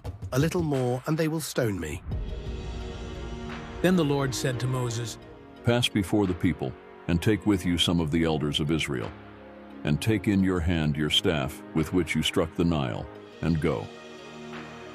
Behold, I will stand before you there on the rock at Horeb, and you shall strike the rock, and water will come out of it, that the people may drink. And Moses did so in the sight of the elders of Israel. He named the place Massah and Meribah because of the quarrel of the sons of Israel, and because they tested the Lord, saying, Is the Lord among us or not? Then Amalek came and fought against Israel at Rephidim. So Moses said to Joshua, Choose men for us and go out, fight against Amalek. Tomorrow I will station myself on the top of the hill with the staff of God in my hand. Joshua did as Moses told him, and fought against Amalek. And Moses, Aaron, and Hur went up to the top of the hill. So it came about when Moses held his hand up, that Israel prevailed, and when he let his hand down, Amalek prevailed. But Moses' hands were heavy.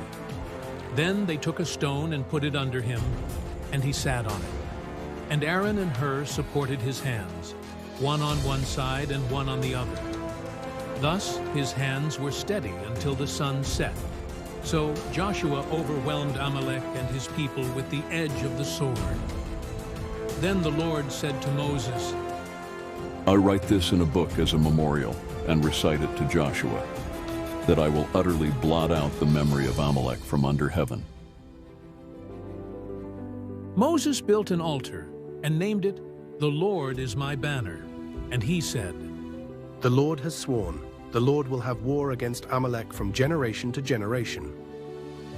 Now Jethro, the priest of Midian, Moses' father-in-law, heard of all that God had done for Moses and for Israel, his people, how the Lord had brought Israel out of Egypt.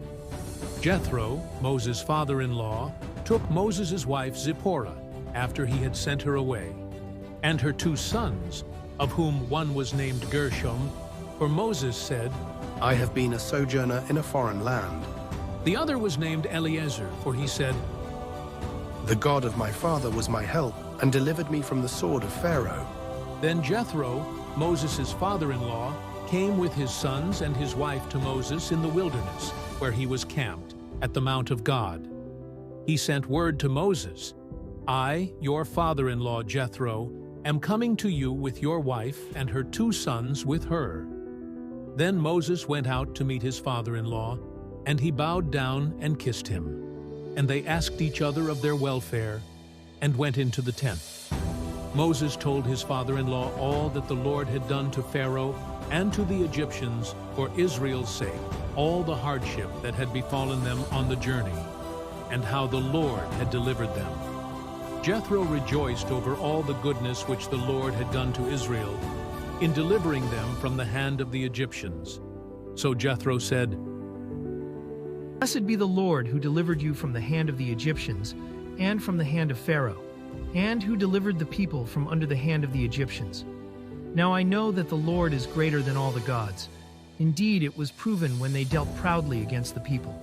Then Jethro, Moses' father-in-law, took a burnt offering and sacrifices for God, and Aaron come with all the elders of Israel to eat a meal with Moses' father-in-law before God. It came about the next day that Moses sat to judge the people, and the people stood about Moses from the morning until the evening. Now, when Moses' father-in-law saw all that he was doing for the people, he said, What is this thing that you are doing for the people? Why do you alone sit as judge, and all the people stand about you from morning until evening? Moses said to his father-in-law, Because the people come to me to inquire of God. When they have a dispute, it comes to me, and I judge between a man and his neighbor, and make known the statutes of God and his laws. Moses' father-in-law said to him, The thing that you are doing is not good. You will surely wear out both yourself and these people who are with you, for the task is too heavy for you. You cannot do it alone. Now listen to me.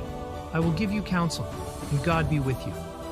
You be the people's representative before God, and you bring the disputes to God.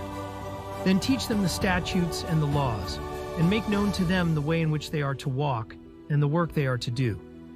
Furthermore, you shall select out of all the people able men who fear God, men of truth, those who hate dishonest gain. And you shall place these over them as leaders of thousands, of hundreds, of fifties, and of tens.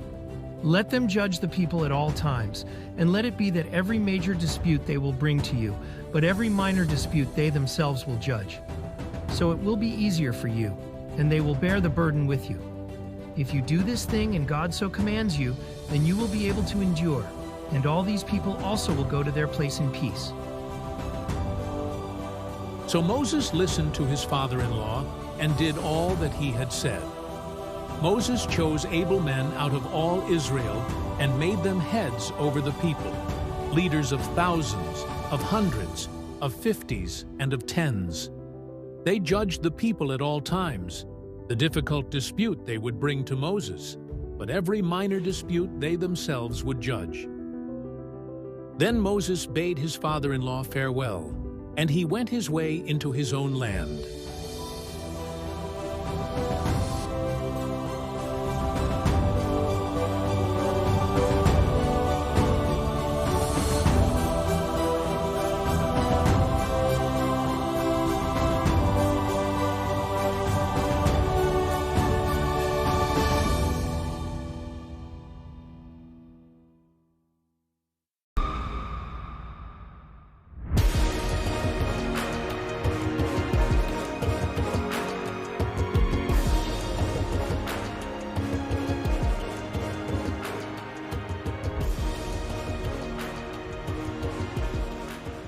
In the 3rd month after the sons of Israel had gone out of the land of Egypt, on that very day they came into the wilderness of Sinai.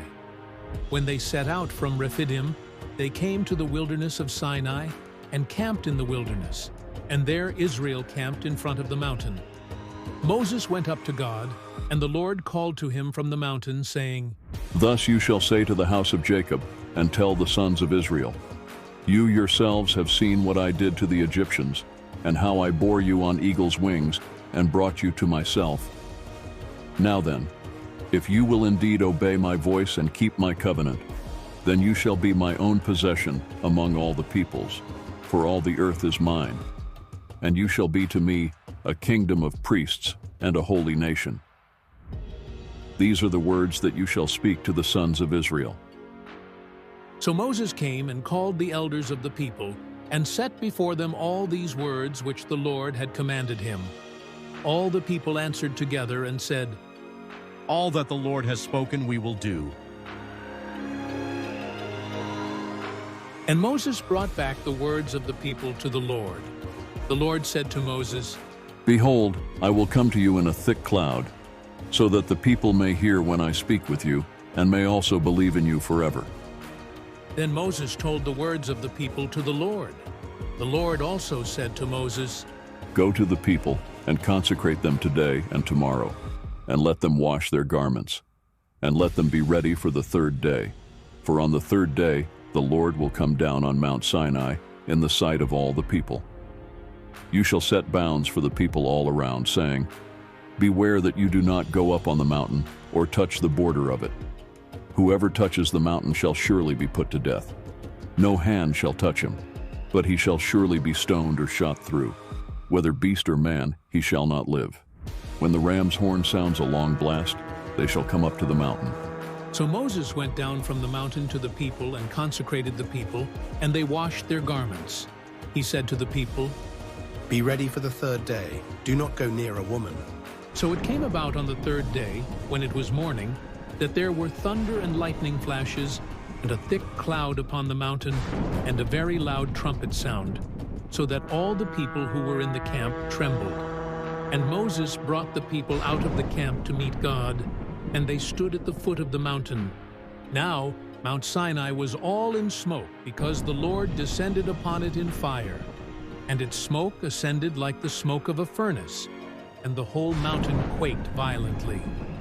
When the sound of the trumpet grew louder and louder, Moses spoke, and God answered him with thunder. The Lord came down on Mount Sinai to the top of the mountain. And the Lord called Moses to the top of the mountain, and Moses went up. Then the Lord spoke to Moses. Go down, warn the people, so that they do not break through to the Lord to gaze, and many of them perish. Also, let the priests who come near to the Lord consecrate themselves, or else the Lord will break out against them. Moses said to the Lord, The people cannot come up to Mount Sinai, for you warned us, saying, Set bounds about the mountain and consecrate it. Then the Lord said to him, Go down and come up again, you and Aaron with you. But do not let the priests and the people break through to come up to the Lord, or he will break forth upon them. So Moses went down to the people and told them.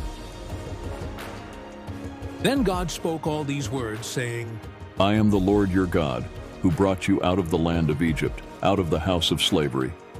You shall have no other gods before me. You shall not make for yourself an idol, or any likeness of what is in heaven above, or on the earth beneath, or in the water under the earth. You shall not worship them or serve them, for I, the Lord your God, am a jealous God, visiting the iniquity of the fathers on the children, on the third and the fourth generations of those who hate me, but showing loving kindness to thousands, to those who love me and keep my commandments. You shall not take the name of the Lord your God in vain, for the Lord will not leave him unpunished who takes his name in vain. Remember the Sabbath day, to keep it holy. 6 days you shall labor and do all your work, but the seventh day is a Sabbath of the Lord your God. In it you shall not do any work, you or your son or your daughter, your male or your female servant, or your cattle or your sojourner who stays with you. For in 6 days the Lord made the heavens and the earth, the sea and all that is in them, and rested on the seventh day. Therefore, the Lord blessed the Sabbath day and made it holy. Honor your father and your mother, that your days may be prolonged in the land which the Lord your God gives you. You shall not murder. You shall not commit adultery. You shall not steal. You shall not bear false witness against your neighbor. You shall not covet your neighbor's house. You shall not covet your neighbor's wife, or his male servant, or his female servant, or his ox, or his donkey, or anything that belongs to your neighbor. All the people perceived the thunder and the lightning flashes, and the sound of the trumpet, and the mountain smoking. And when the people saw it, they trembled and stood at a distance. Then they said to Moses, Speak to us yourself, and we will listen, but let not God speak to us, or we will die. Moses said to the people, Do not be afraid, for God has come in order to test you, and in order that the fear of him may remain with you, so that you may not sin. So the people stood at a distance, while Moses approached the thick cloud where God was. Then the Lord said to Moses, Thus you shall say to the sons of Israel, You yourselves have seen that I have spoken to you from heaven. You shall not make other gods besides me. Gods of silver or gods of gold, you shall not make for yourselves. You shall make an altar of earth for me, and you shall sacrifice on it your burnt offerings and your peace offerings, your sheep and your oxen. In every place where I cause my name to be remembered, I will come to you and bless you. If you make an altar of stone for me, you shall not build it of cut stones, for if you wield your tool on it, you will profane it. And you shall not go up by steps to my altar, so that your nakedness will not be exposed on it.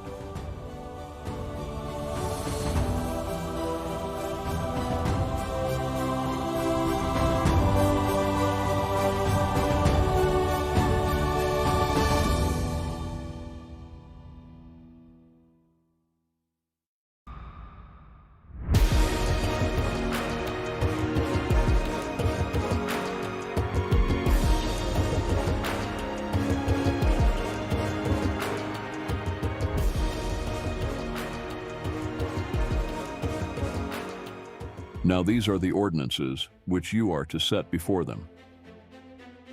If you buy a Hebrew slave, he shall serve for 6 years. But on the 7th, he shall go out as a free man without payment. If he comes alone, he shall go out alone. If he is the husband of a wife, then his wife shall go out with him. If his master gives him a wife, and she bears him sons or daughters, the wife and her children shall belong to her master, and he shall go out alone. But if the slave plainly says, I love my master, my wife, and my children, I will not go out as a free man, then his master shall bring him to God, then he shall bring him to the door or the doorpost, and his master shall pierce his ear with an awl, and he shall serve him permanently. If a man sells his daughter as a female slave, she is not to go free as the male slaves do. If she is displeasing in the eyes of her master, who designated her for himself, then he shall let her be redeemed. He does not have authority to sell her to a foreign people because of his unfairness to her. If he designates her for his son, he shall deal with her according to the custom of daughters. If he takes to himself another woman, he may not reduce her food, her clothing, or her conjugal rights. If he will not do these three things for her, then she shall go out for nothing, without payment of money.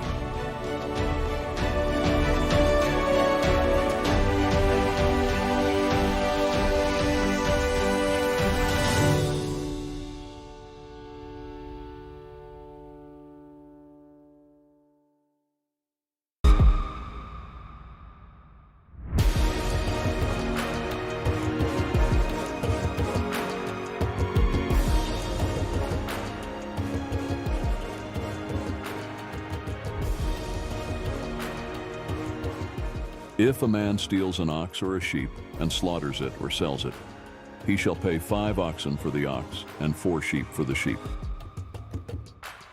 If the thief is caught while breaking in and is struck so that he dies, there will be no blood guiltiness on his account. But if the sun has risen on him, there will be blood guiltiness on his account. He shall surely make restitution. If he owns nothing, then he shall be sold for his theft.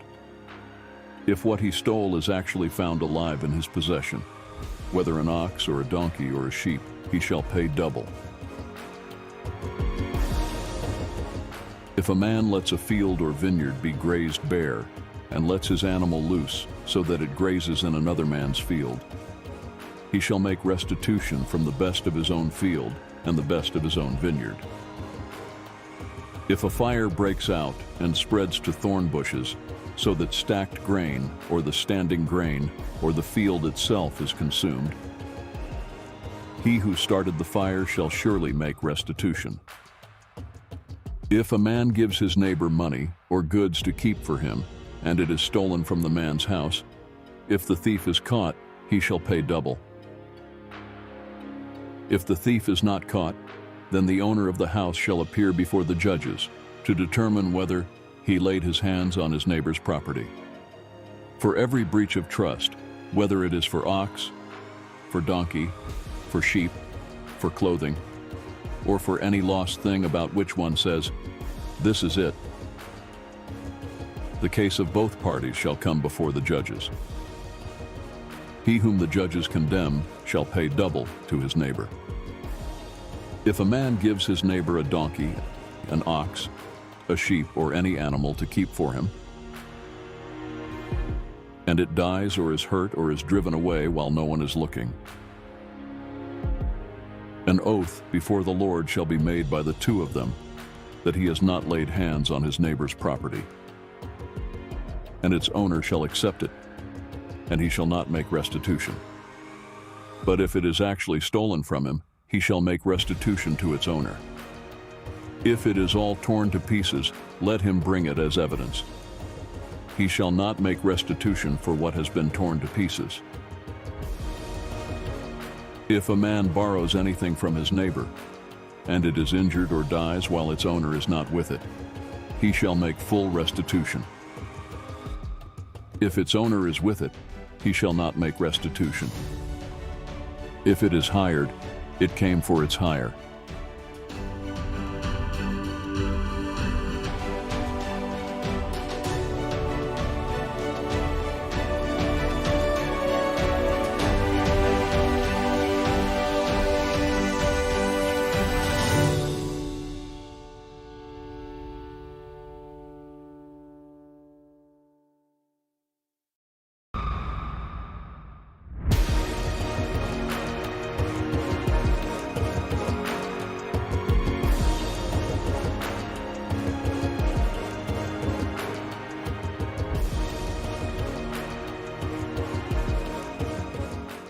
If a man seduces a virgin who is not engaged and lies with her, he must pay a dowry for her to be his wife. If her father absolutely refuses to give her to him, he shall pay money equal to the dowry for virgins. You shall not allow a sorceress to live. Whoever lies with an animal shall surely be put to death. He who sacrifices to any god, other than to the Lord alone, shall be utterly destroyed. You shall not wrong a stranger or oppress him, for you were strangers in the land of Egypt. You shall not afflict any widow or orphan. If you afflict him at all, and if he does cry out to me, I will surely hear his cry. And my anger will be kindled, and I will kill you with the sword, and your wives shall become widows, and your children fatherless. If you lend money to my people, to the poor among you, you are not to act as a creditor to him. You shall not charge him interest. If you ever take your neighbor's cloak as a pledge, you are to return it to him before the sun sets, for that is his only covering. It is his cloak for his body. What else shall he sleep in? And it shall come about that when he cries out to me, I will hear him, for I am gracious. You shall not curse God, nor curse a ruler of your people. You shall not delay the offering from your harvest and your vintage. The firstborn of your sons you shall give to me. You shall do the same with your oxen and with your sheep. It shall be with its mother 7 days. On the 8th day you shall give it to me. You shall be holy men to me. Therefore you shall not eat any flesh torn to pieces in the field. You shall throw it to the dogs. You shall not bear a false report. Do not join your hand with a wicked man to be a malicious witness. You shall not follow the masses in doing evil, nor shall you testify in a dispute, so as to turn aside after a multitude in order to pervert justice. Nor shall you be partial to a poor man in his dispute. If you meet your enemy's ox or his donkey wandering away, you shall surely return it to him. If you see the donkey of one who hates you lying helpless under its load, you shall refrain from leaving it to him. You shall surely release it with him. You shall not pervert the justice due to your needy brother in his dispute. Keep far from a false charge, and do not kill the innocent or the righteous, for I will not acquit the guilty. You shall not take a bribe, for a bribe blinds the clear-sighted and subverts the cause of the just. You shall not oppress a stranger, since you yourselves know the feelings of a stranger. For you also were strangers in the land of Egypt.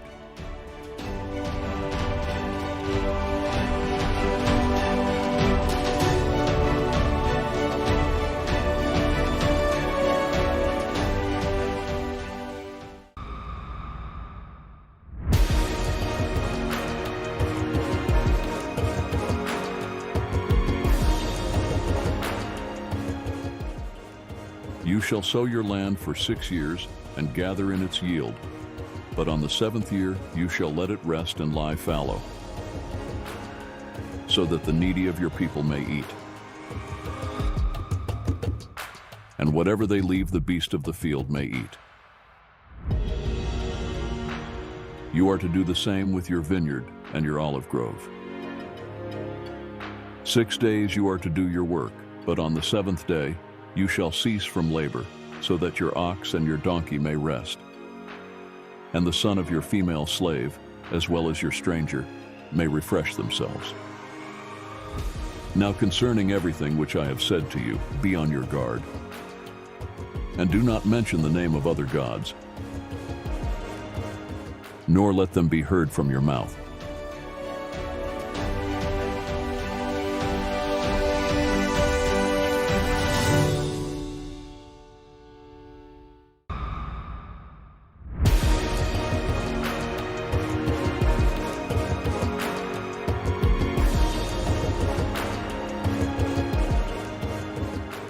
3 times a year you shall celebrate a feast to me.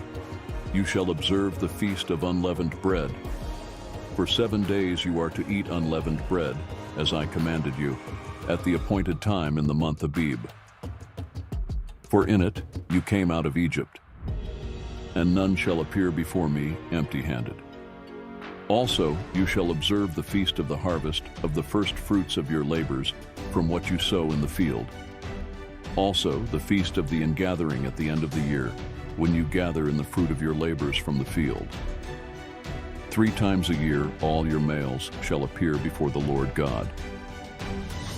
You shall not offer the blood of my sacrifice with leavened bread, nor is the fat of my feast to remain overnight until morning. You shall bring the choice first fruits of your soil into the house of the Lord your God. You are not to boil a young goat in the milk of its mother.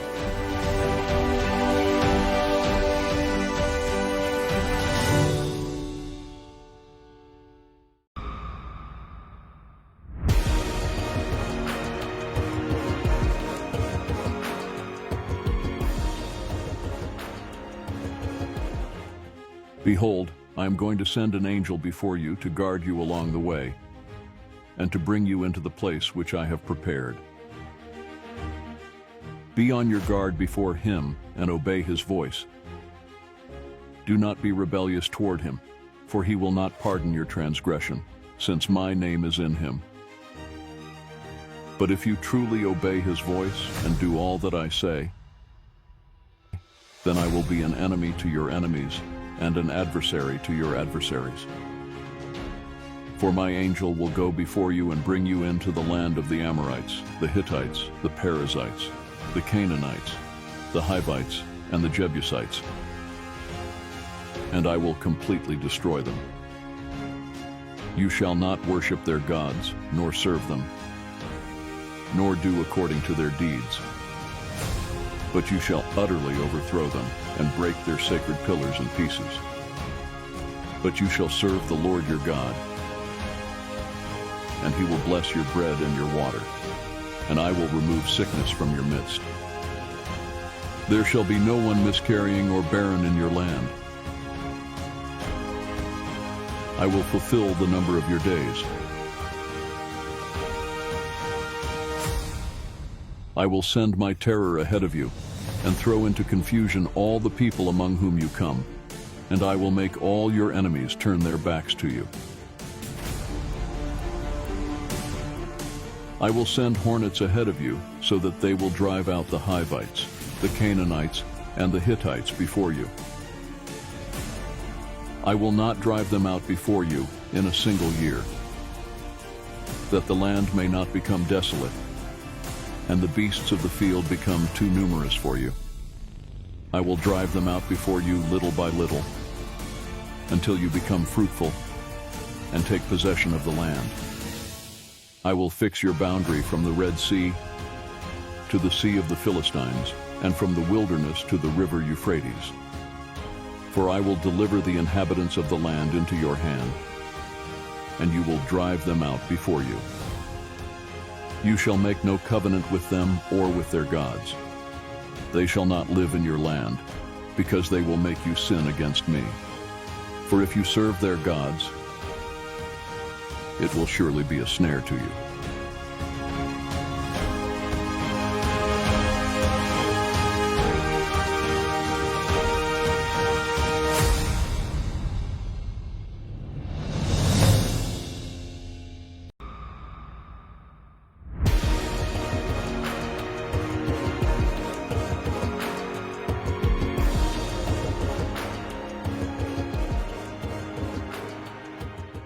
Then he said to Moses, Come up to the Lord, you and Aaron, Nadab and Abihu, and 70 of the elders of Israel, and you shall worship at a distance. Moses alone, however, shall come near to the Lord, but they shall not come near, nor shall the people come up with him. Then Moses came and recounted to the people all the words of the Lord and all the ordinances. And all the people answered with one voice and said, All the words which the Lord has spoken we will do. Moses wrote down all the words of the Lord. Then he arose early in the morning and built an altar at the foot of the mountain with 12 pillars for the 12 tribes of Israel. He sent young men of the sons of Israel, and they offered burnt offerings and sacrificed young bulls as peace offerings to the Lord. Moses took half of the blood and put it in basins, and the other half of the blood he sprinkled on the altar. Then he took the book of the covenant and read it in the hearing of the people. And they said, "All the words which the Lord has spoken we will do, and we will be obedient." So Moses took the blood and sprinkled it on the people, and said, "Behold the blood of the covenant, which the Lord has made with you in accordance with all these words." Then Moses went up with Aaron, Nadab and Abihu, and 70 of the elders of Israel, and they saw the God of Israel. And under his feet there appeared to be a pavement of sapphire, as clear as the sky itself. Yet he did not stretch out his hand against the nobles of the sons of Israel. And they saw God, and they ate and drank. Now the Lord said to Moses, "I'll come up to me on the mountain and remain there, and I will give you the stone tablets with the law and the commandment which I have written for their instruction." So Moses arose with Joshua his servant, and Moses went up to the mountain of God. But to the elders he said, "Wait here for us until we return to you. And behold, Aaron and Hur are with you. Whoever has a legal matter, let him approach them." Then Moses went up to the mountain, and the cloud covered the mountain. The glory of the Lord rested on Mount Sinai, and the cloud covered it for 6 days. And on the 7th day he called to Moses from the midst of the cloud. And to the eyes of the sons of Israel, the appearance of the glory of the Lord was like a consuming fire on the mountaintop. Moses entered the midst of the cloud as he went up to the mountain. And Moses was on the mountain 40 days and 40 nights.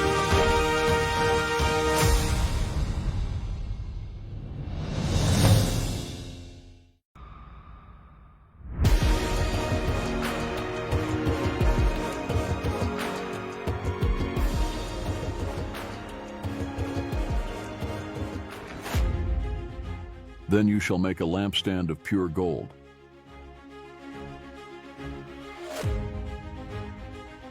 The lampstand and its base and its shaft are to be made of hammered work. Its cups, its bulbs, and its flowers shall be of one piece with it. 6 branches shall go out from its sides, 3 branches of the lampstand from its one side, and 3 branches of the lampstand from its other side. 3 cups shall be shaped like almond blossoms in the one branch, a bulb and a flower, and 3 cups shaped like almond blossoms in the other branch, a bulb and a flower, so for 6 branches going out from the lampstand. And in the lampstand, 4 cups shaped like almond blossoms, its bulbs and its flowers. A bulb shall be under the first pair of branches coming out of it, and a bulb under the second pair of branches coming out of it, and a bulb under the third pair of branches coming out of it, for the 6 branches coming out of the lampstand. Their bulbs and their branches shall be of one piece with it. All of it shall be one piece of hammered work of pure gold. Then you shall make its lamps 7 in number. And they shall mount its lamps, so as to shed light on the space in front of it. Its snuffers and their trays shall be of pure gold. It shall be made from a talent of pure gold, with all these utensils. See that you make them after the pattern for them, which was shown to you on the mountain.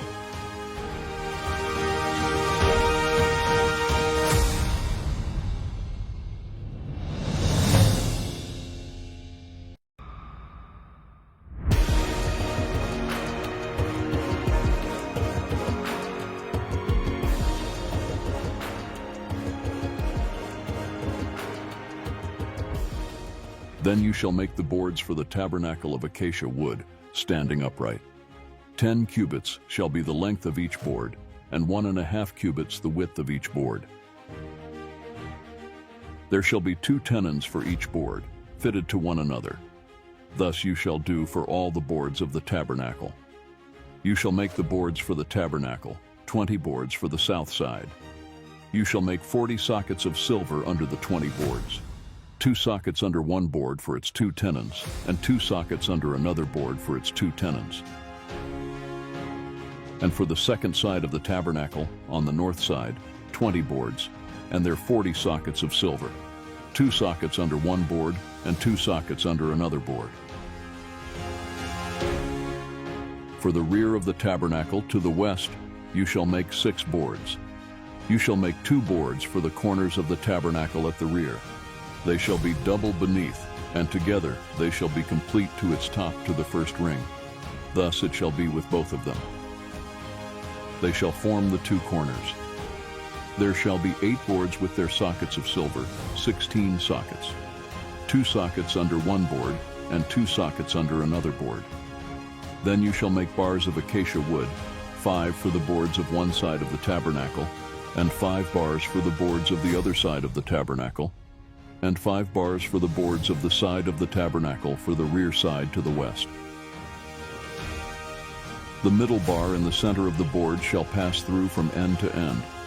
You shall overlay the boards with gold, and make their rings of gold as holders for the bars, and you shall overlay the bars with gold. Then you shall erect the tabernacle according to its plan, which you have been shown in the mountain.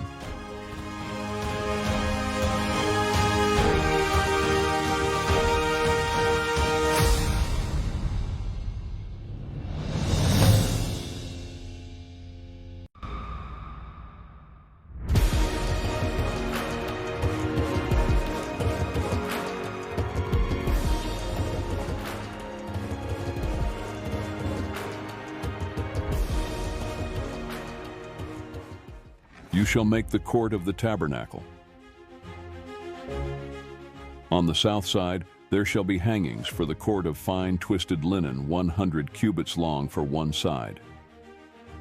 And its pillars shall be 20, with their 20 sockets of bronze. The hooks of the pillars and their bands shall be of silver. Likewise for the north side in length there shall be hangings 100 cubits long, and its 20 pillars with their 20 sockets of bronze. The hooks of the pillars and their bands shall be of silver. For the width of the court on the west side shall be hangings of 50 cubits with their 10 pillars and their 10 sockets. The width of the court on the east side shall be 50 cubits. The hangings for the one side of the gate shall be 15 cubits with their 3 pillars and their 3 sockets. And for the other side shall be hangings of 15 cubits with their 3 pillars and their 3 sockets. For the gate of the court there shall be a screen of 20 cubits of blue and purple and scarlet material, and fine twisted linen, the work of a weaver, with their 4 pillars and their 4 sockets. All the pillars around the court shall be furnished with silver bands, with their hooks of silver and their sockets of bronze. The length of the court shall be 100 cubits, and the width 50 throughout, and the height 5 cubits of fine twisted linen, and their sockets of bronze. All the utensils of the tabernacle used in all its service, and all its pegs, and all the pegs of the court shall be of bronze. You shall charge the sons of Israel that they bring you clear oil of beaten olives for the light, to make a lamp burn continually. In the tent of meeting outside, the veil which is before the testimony, Aaron and his sons shall keep it in order from evening to morning before the Lord. It shall be a perpetual statute throughout their generations for the sons of Israel.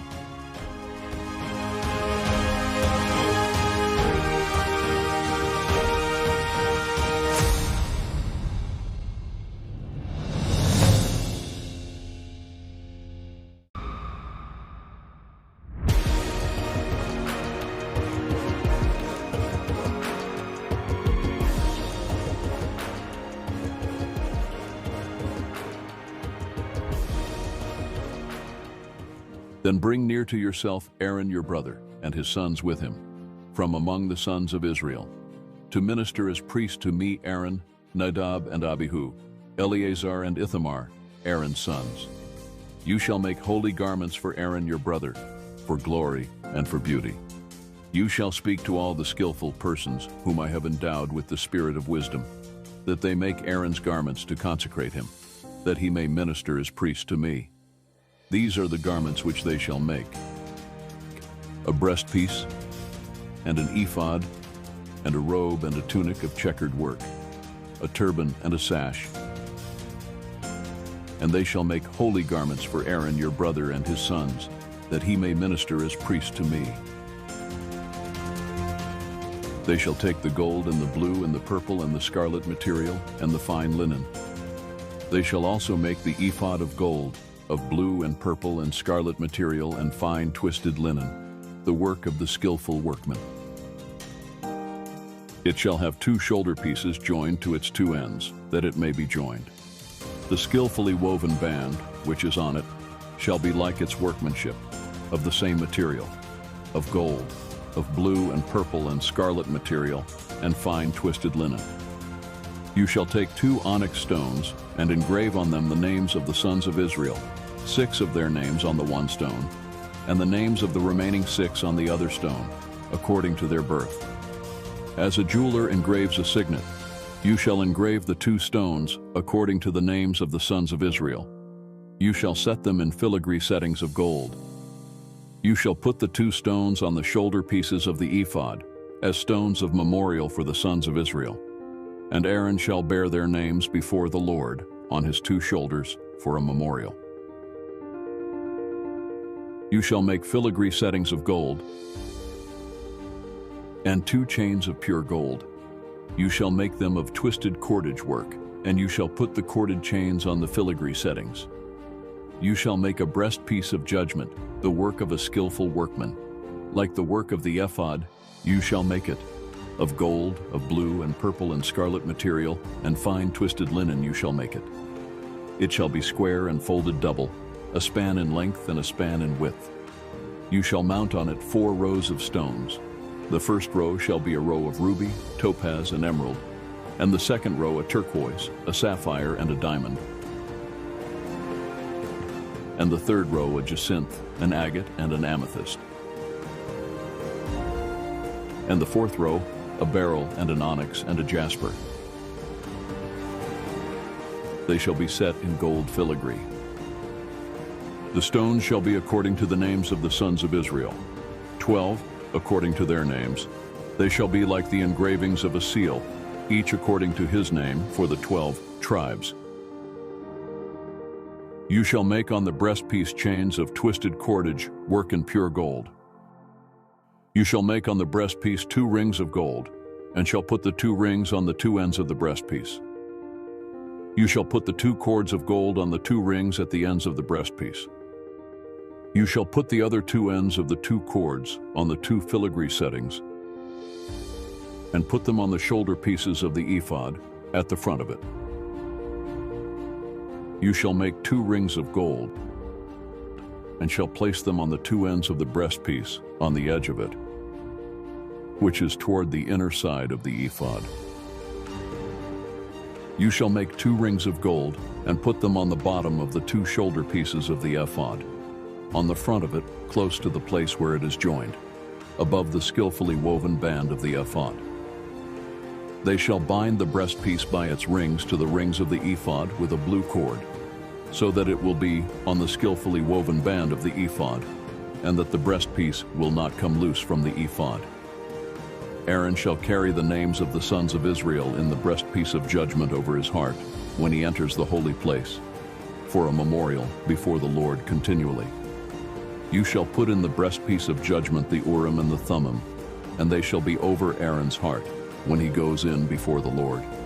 And Aaron shall carry the judgment of the sons of Israel over his heart before the Lord continually. You shall make the robe of the ephod all of blue. There shall be an opening at its top in the middle of it. Around its opening there shall be a binding of woven work, as like the opening of a coat of mail, so that it will not be torn. You shall make on its hem pomegranates of blue and purple and scarlet material, all around on its hem, and bells of gold between them all around. A golden bell and a pomegranate all around on the hem of the robe.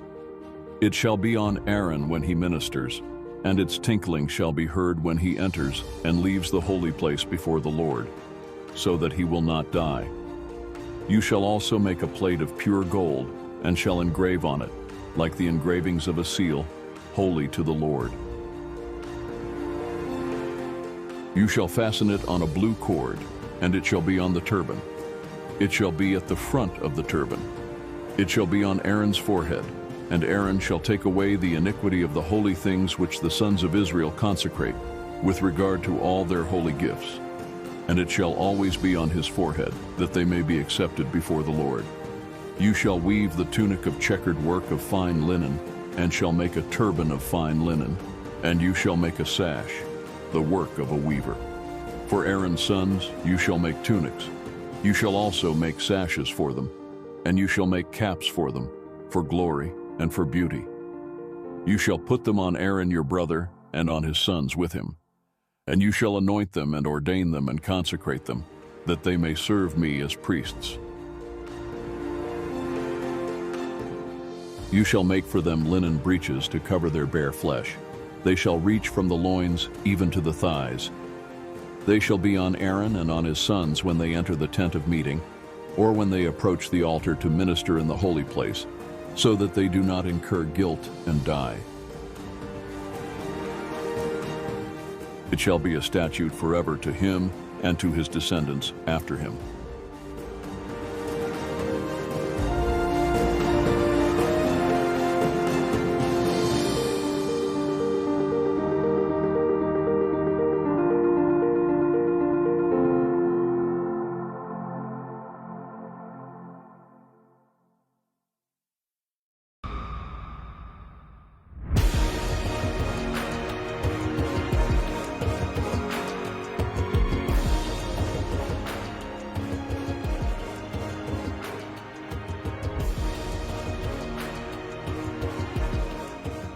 Moreover, you shall make an altar as a place for burning incense. You shall make it of acacia wood. Its length shall be a cubit, and its width a cubit. It shall be square, and its height shall be 2 cubits. Its horns shall be of one piece with it. You shall overlay it with pure gold, its top and its sides all around, and its horns. And you shall make a gold molding all around for it. You shall make 2 gold rings for it under its molding. You shall make them on its 2 side walls, on opposite sides, and they shall be holders for poles with which to carry it. You shall make the poles of acacia wood and overlay them with gold.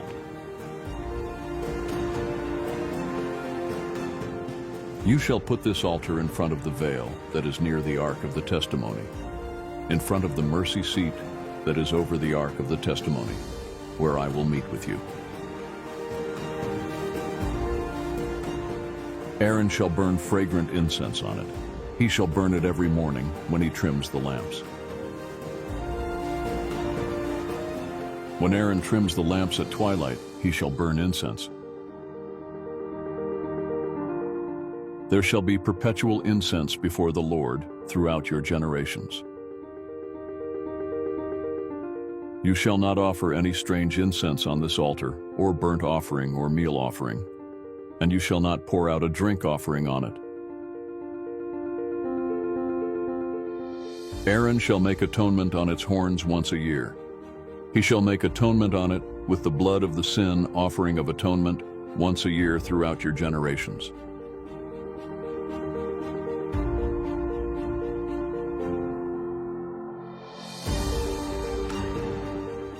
It is most holy to the Lord. The Lord also spoke to Moses, saying, When you take a census of the sons of Israel to number them, Then each one of them shall give a ransom for himself to the Lord when you number them, so that there will be no plague among them when you number them. This is what everyone who is numbered shall give.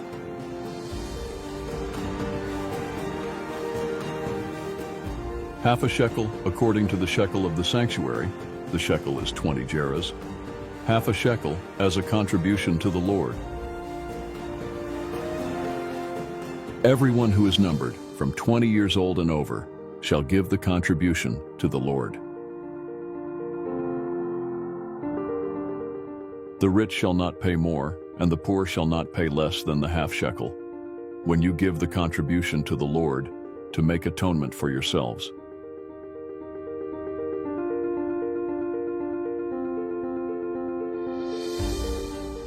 You shall take the atonement money from the sons of Israel, and shall give it for the service of the tent of meeting, that it may be a memorial for the sons of Israel before the Lord, to make atonement for yourselves.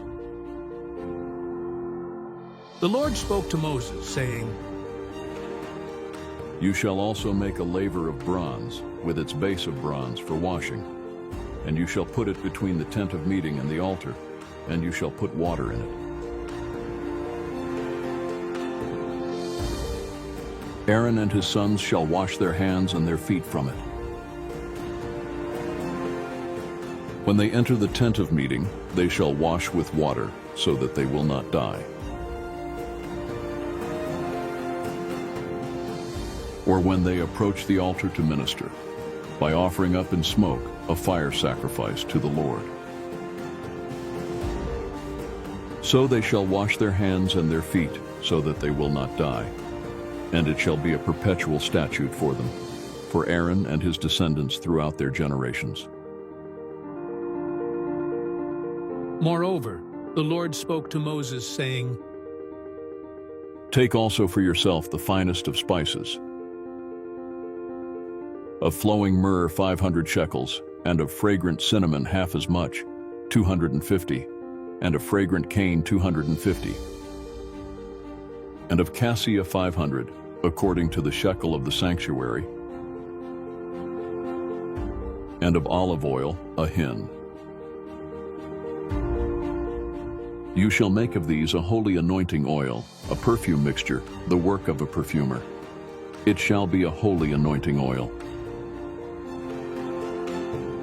With it you shall anoint the tent of meeting and the ark of the testimony, and the table and all its utensils, and the lampstand and its utensils, and the altar of incense, and the altar of burnt offering and all its utensils, and the laver and its stand.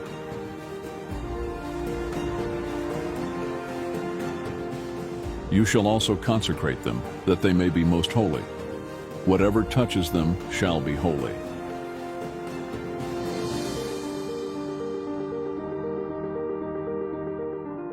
You shall anoint Aaron and his sons, and consecrate them, that they may minister as priests to me.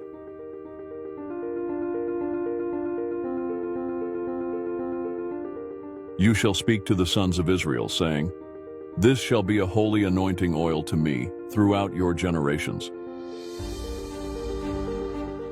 It shall not be poured on anyone's body, nor shall you make any like it in the same proportions. It is holy, and it shall be holy to you.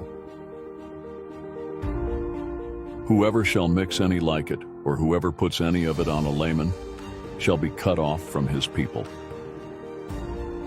Then the Lord said to Moses, Take for yourself spices, stacte and onycha and galbanum, spices with pure frankincense. There shall be an equal part of each. With it you shall make incense, a perfume, the work of a perfumer, salted, pure, and holy. You shall beat some of it very fine, and put part of it before the testimony, in the tent of meeting, where I will meet with you. It shall be most holy to you.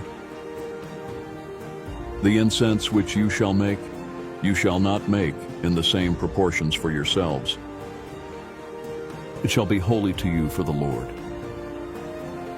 Whoever shall make any like it to use as perfume shall be cut off from his people.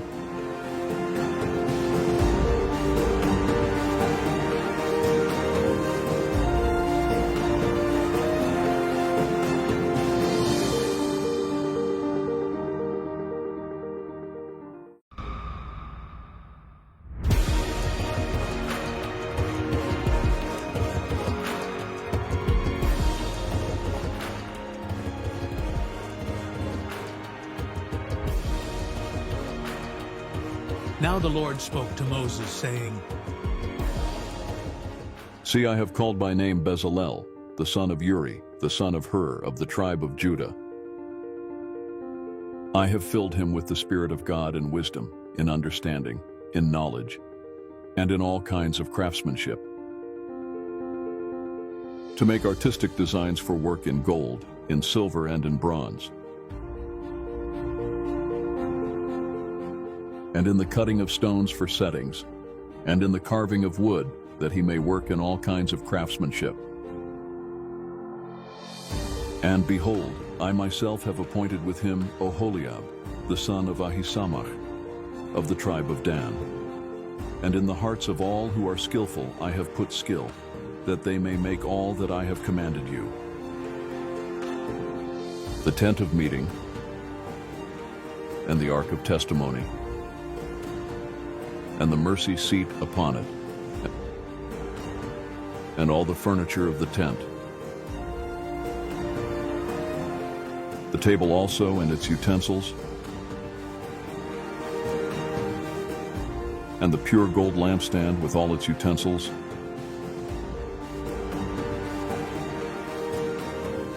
and the altar of incense, the altar of burnt offering, also with all its utensils, and the laver and its stand, the woven garments as well, and the holy garments for Aaron the priest, and the garments of his sons, with which to carry on their priesthood, the anointing oil also, and the fragrant incense for the holy place. They are to make them according to all that I have commanded you. The Lord spoke to Moses, saying, But as for you, speak to the sons of Israel, saying, You shall surely observe my Sabbaths, for this is a sign between me and you throughout your generations, that you may know that I am the Lord who sanctifies you. Therefore you are to observe the Sabbath, for it is holy to you. Everyone who profanes it shall surely be put to death, for whoever does any work on it, that person shall be cut off from among his people. For 6 days work may be done, but on the seventh day there is a Sabbath of complete rest, holy to the Lord.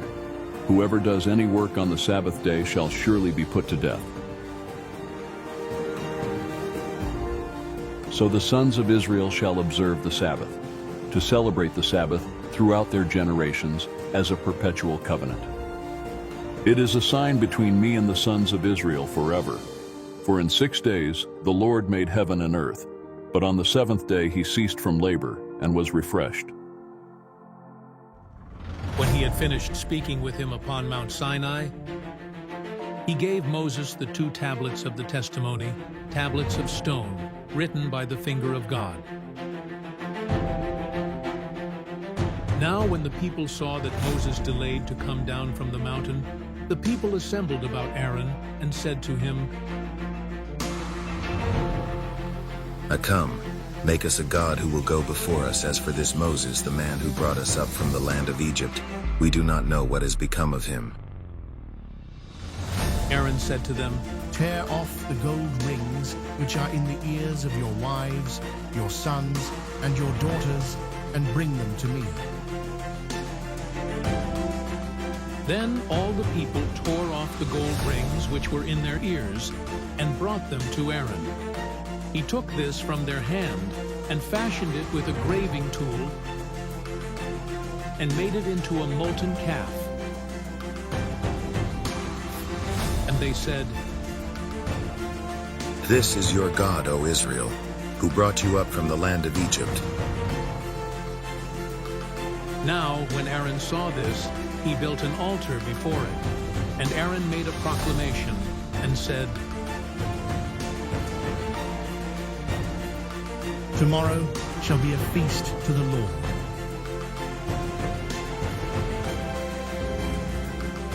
So the next day they rose early and offered burnt offerings and brought peace offerings. And the people sat down to eat and to drink, and rose up to play. Then the Lord spoke to Moses. Let's go down at once, for your people, whom you brought up from the land of Egypt, have corrupted themselves. They have quickly turned aside from the way which I commanded them.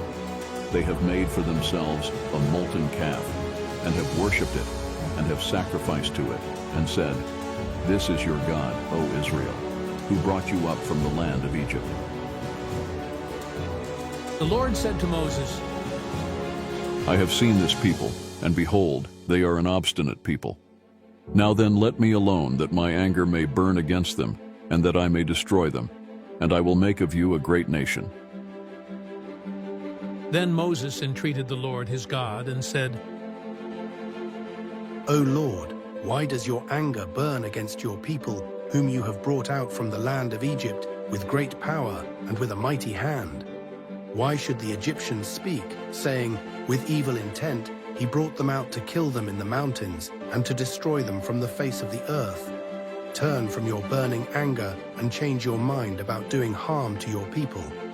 Remember Abraham, Isaac, and Israel, your servants to whom you swore by yourself, and said to them, I will multiply your descendants as the stars of the heavens, and all this land of which I have spoken I will give to your descendants, and they shall inherit it forever.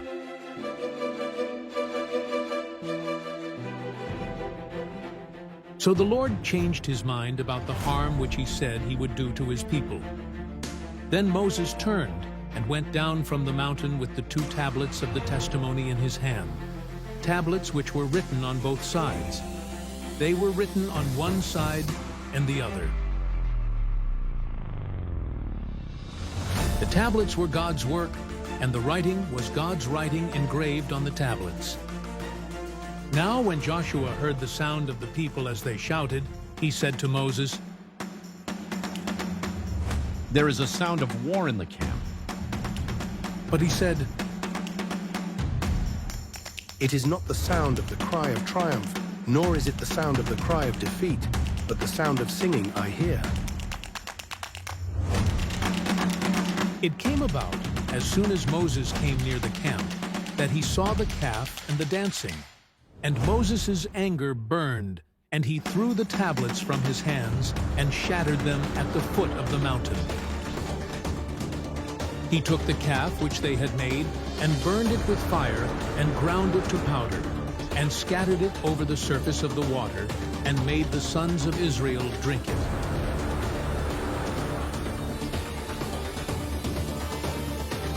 Then Moses said to Aaron, What did this people do to you, that you have brought such great sin upon them? Aaron said, Do not let the anger of my Lord burn. You know the people yourself, that they are prone to evil. For they said to me, Make a god for us, who will go before us. For this Moses, the man who brought us up from the land of Egypt, we do not know what has become of him. I said to them, Whoever has any gold, let them tear it off. So they gave it to me, and I threw it into the fire, and out came this calf. Now when Moses saw that the people were out of control, for Aaron had let them get out of control to be a derision among their enemies, then Moses stood in the gate of the camp and said, Whoever is for the Lord, come to me.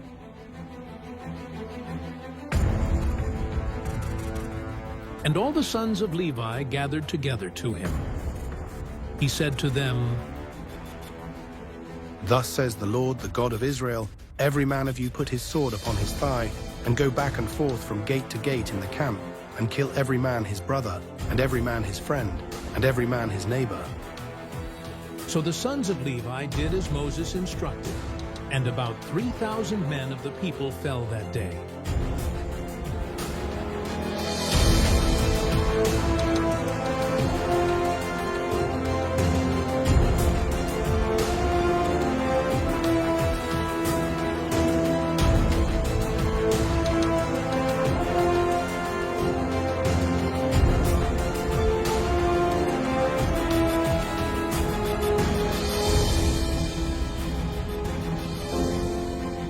Then Moses said, Dedicate yourselves today to the Lord, for every man has been against his son and against his brother, in order that he may bestow a blessing upon you today. On the next day, Moses said to the people, You yourselves have committed a great sin.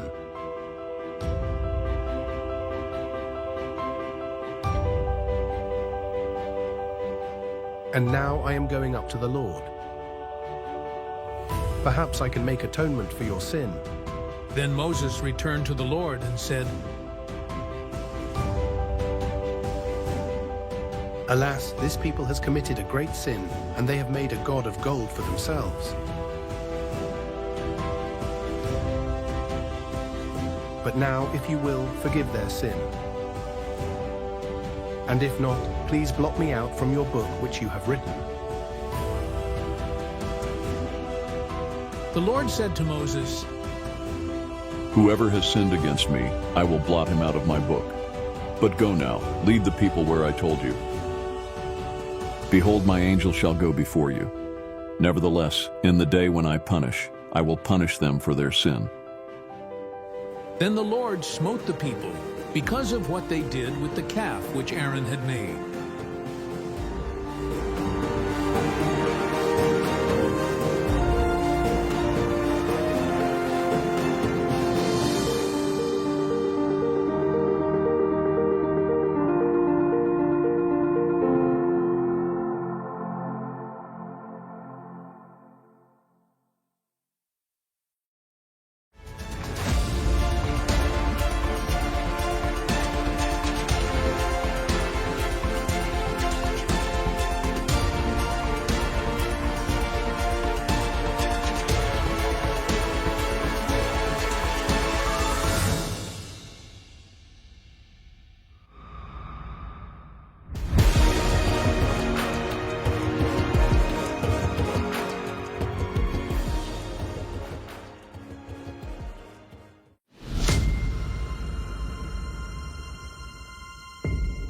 Then the Lord spoke to Moses.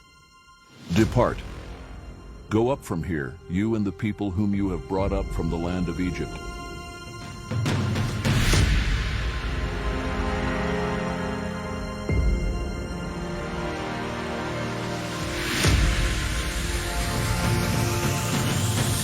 To the land of which I swore to Abraham, Isaac, and Jacob, saying, To your descendants I will give it. I will send an angel before you, and I will drive out the Canaanite, the Amorite, the Hittite, the Perizzite, the Hivite, and the Jebusite. Go up to a land flowing with milk and honey, for I will not go up in your midst, because you are an obstinate people, and I might destroy you on the way. When the people heard this sad word, they went into mourning, and none of them put on his ornaments. For the Lord had said to Moses, Say to the sons of Israel, You are an obstinate people. Should I go up in your midst for one moment, I would destroy you. Now therefore, put off your ornaments from you, that I may know what I shall do with you. So the sons of Israel stripped themselves of their ornaments from Mount Horeb onward. Now Moses used to take the tent and pitch it outside the camp, a good distance from the camp, and he called it the tent of meeting. And everyone who sought the Lord would go out to the tent of meeting which was outside the camp. And it came about, whenever Moses went out to the tent, that all the people would arise and stand. each at the entrance of his tent, and gaze after Moses until he entered the tent. Whenever Moses entered the tent, the pillar of cloud would descend and stand at the entrance of the tent. And the Lord would speak with Moses. When all the people saw the pillar of cloud standing at the entrance of the tent, all the people would arise and worship, each at the entrance of his tent.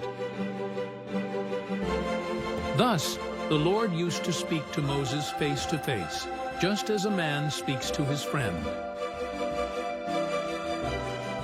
When Moses returned to the camp, his servant Joshua, the son of Nun, a young man, would not depart from the tent. Then Moses said to the Lord, "See, you say to me, 'Bring up this people,' but you yourself have not let me know whom you will send with me. Moreover, you have said, 'I have known you by name, and you have also found favor in my sight.' Now therefore I pray you, if I have found favor in your sight, let me know your ways that I may know you, so that I may find favor in your sight. Consider too that this nation is your people." And he said, My presence shall go with you, and I will give you rest.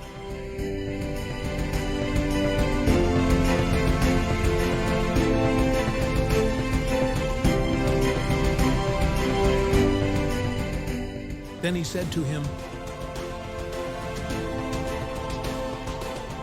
"If your presence does not go with us, do not lead us up from here.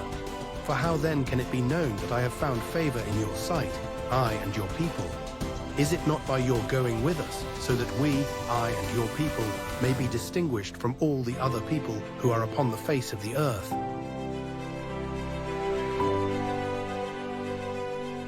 The Lord said to Moses, I will also do this thing of which you have spoken, for you have found favor in my sight, and I have known you by name. Then Moses said, "I pray you, show me your glory." And he said, I myself will make all my goodness pass before you, and will proclaim the name of the Lord before you. And I will be gracious to whom I will be gracious, and will show compassion on whom I will show compassion. But he said, You cannot see my face, for no man can see me and live. Then the Lord said, Behold, there is a place by me, and you shall stand there on the rock. And it will come about, while my glory is passing by, that I will put you in the cleft of the rock and cover you with my hand until I have passed by. Then I will take my hand away, and you shall see my back, but my face shall not be seen.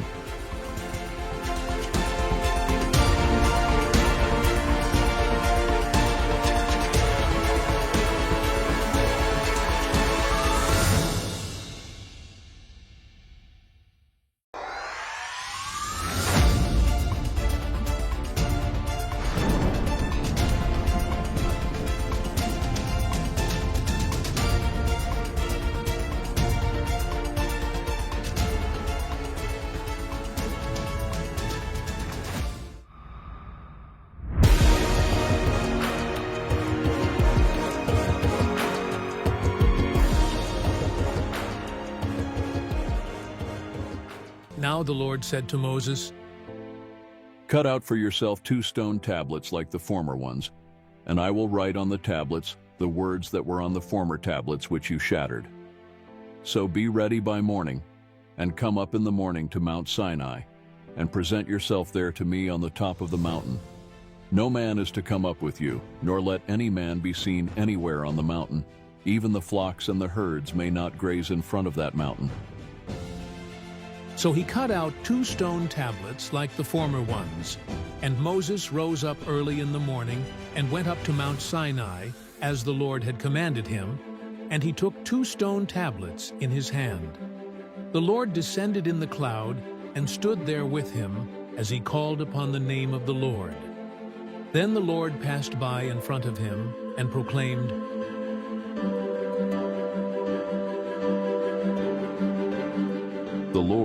The Lord God, compassionate and gracious, slow to anger and abounding in loving kindness and truth, who keeps loving kindness for thousands, who forgives iniquity, transgression, and sin.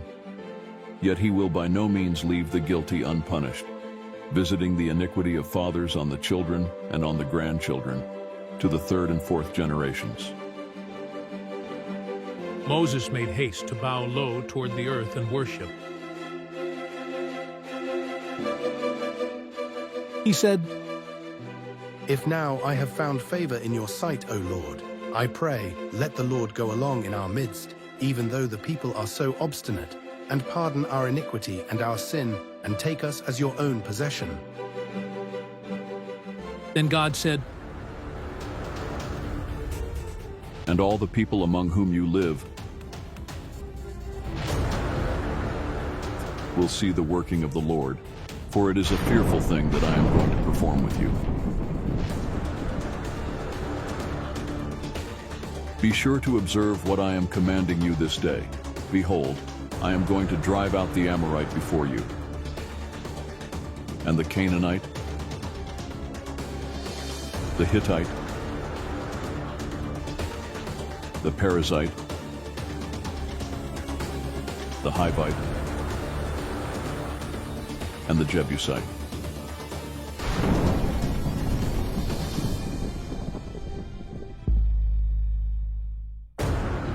Watch yourself that you make no covenant with the inhabitants of the land into which you are going, or it will become a snare in your midst. But rather, you are to tear down their altars and smash their sacred pillars and cut down their Asherim. For you shall not worship any other god. For the Lord, whose name is jealous, is a jealous God. Otherwise you might make a covenant with the inhabitants of the land, and they would play the harlot with their gods and sacrifice to their gods, and someone might invite you to eat of his sacrifice.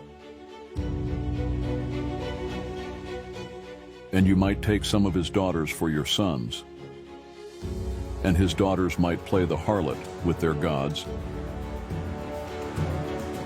and cause your sons also to play the harlot with their gods. You shall make for yourself no molten gods.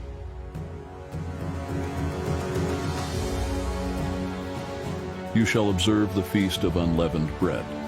For 7 days you are to eat unleavened bread, as I commanded you, at the appointed time in the month of Abib. For in the month of Abib you came out of Egypt. The first offspring from every womb belongs to me. He and all your male livestock, the first offspring from cattle and sheep. You shall redeem with a lamb the first offspring from a donkey, and if you do not redeem it, then you shall break its neck. You shall redeem all the firstborn of your sons. None shall appear before me empty-handed. You shall work 6 days, but on the 7th day you shall rest. Even during plowing time and harvest you shall rest.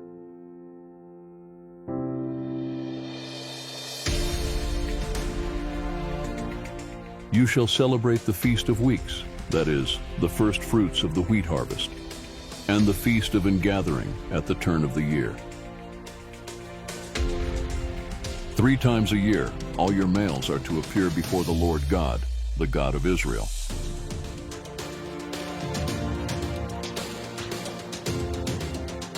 For I will drive out nations before you, and enlarge your borders. And no man shall covet your land when you go up 3 times a year to appear before the Lord your God.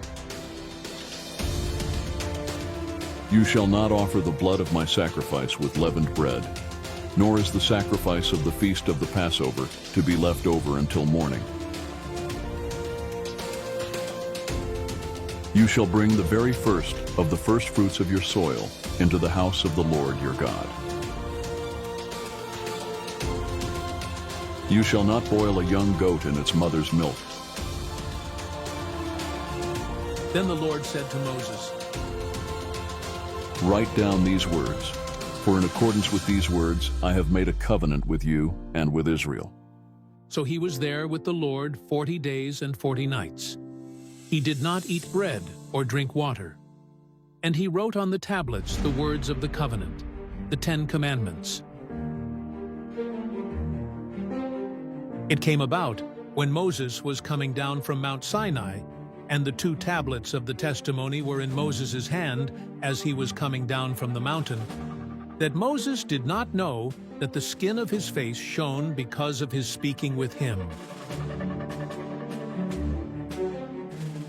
So when Aaron and all the sons of Israel saw Moses, behold, the skin of his face shone, and they were afraid to come near him.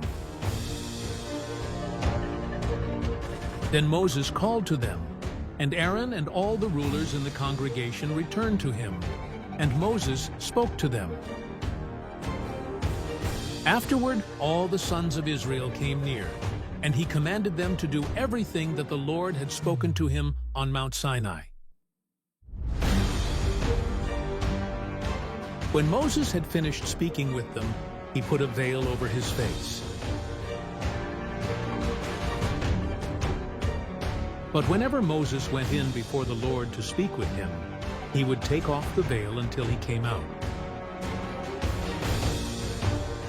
And whenever he came out and spoke to the sons of Israel what he had been commanded, the sons of Israel would see the face of Moses, that the skin of Moses' face shone. So Moses would replace the veil over his face until he went in to speak with him.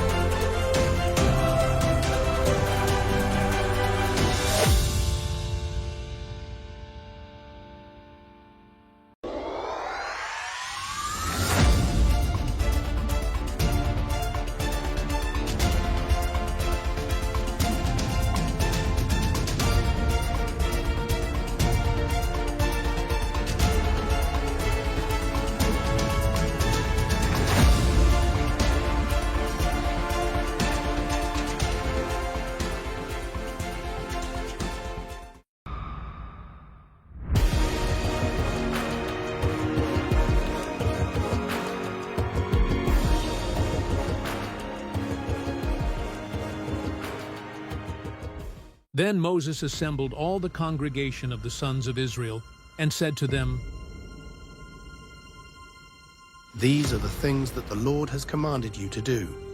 For 6 days work may be done, but on the 7th day you shall have a holy day, a Sabbath of complete rest to the Lord. Whoever does any work on it shall be put to death. You shall not kindle a fire in any of your dwellings on the Sabbath day. Moses spoke to all the congregation of the sons of Israel, saying, This is the thing which the Lord has commanded, saying, Take from among you a contribution to the Lord. Whoever is of a willing heart, let him bring it as the Lord's contribution, gold, silver, and bronze, and blue, purple, and scarlet material, fine linen, goat's hair, and ram skins dyed red, and porpoise skins, and acacia wood, and oil for lighting, spices for the anointing oil, and for the fragrant incense, and onyx stones and setting stones for the ephod, and for the breastpiece.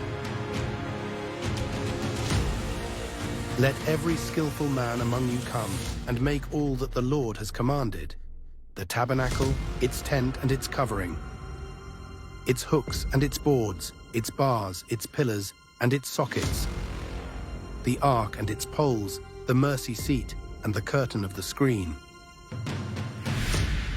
the table and its poles, and all its utensils, and the bread of the presence, the lampstand also for the light and its utensils, and its lamps, and the oil for the light, and the altar of incense and its poles, and the anointing oil and the fragrant incense, and the screen for the doorway at the entrance of the tabernacle, the altar of burnt offering with its bronze grating, its poles and all its utensils, the basin and its stand, the hangings of the court, its pillars and its sockets, and the screen for the gate of the court, the pegs of the tabernacle and the pegs of the court and their cords, the woven garments for ministering in the holy place, the holy garments for Aaron the priest, and the garments of his sons to minister as priests. Then all the congregation of the sons of Israel departed from Moses' presence. Everyone whose heart stirred him, and everyone whose spirit moved him, came and brought the Lord's contribution for the work of the tent of meeting, and for all its service, and for the holy garments. Then all whose hearts moved them, both men and women, came and brought brooches and earrings and signet rings and bracelets, all articles of gold. So did every man who presented an offering of gold to the Lord. Every man who had in his possession blue and purple and scarlet material, and fine linen and goat's hair, and ram's skins dyed red, and porpoise skins, brought them. Everyone who could make a contribution of silver and bronze brought the Lord's contribution. And every man who had in his possession acacia wood for any work of the service brought it. All the skilled women spun with their hands, and brought what they had spun, in blue and purple and scarlet material, and in fine linen. All the women whose hearts stirred with the skill spun the goat's hair. The rulers brought the onyx stones and the stones for setting for the ephod, and for the breastpiece, and the spice and the oil for the light, and for the anointing oil, and for the fragrant incense. The Israelites, all the men and women whose heart moved them to bring material for all the work, which the Lord had commanded through Moses to be done, brought a free will offering to the Lord.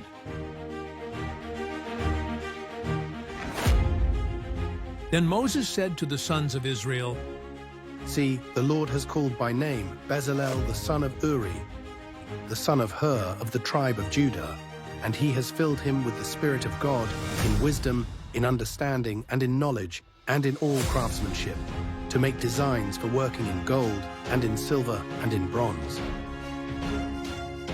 and in the cutting of stones for settings, and in the carving of wood, so as to perform in every inventive work. He also has put in his heart to teach, both he and Oholiab, the son of Ahisamach, of the tribe of Dan. He has filled them with skill to perform every work of an engraver, and of a designer, and of an embroiderer, in blue and in purple, and in scarlet material,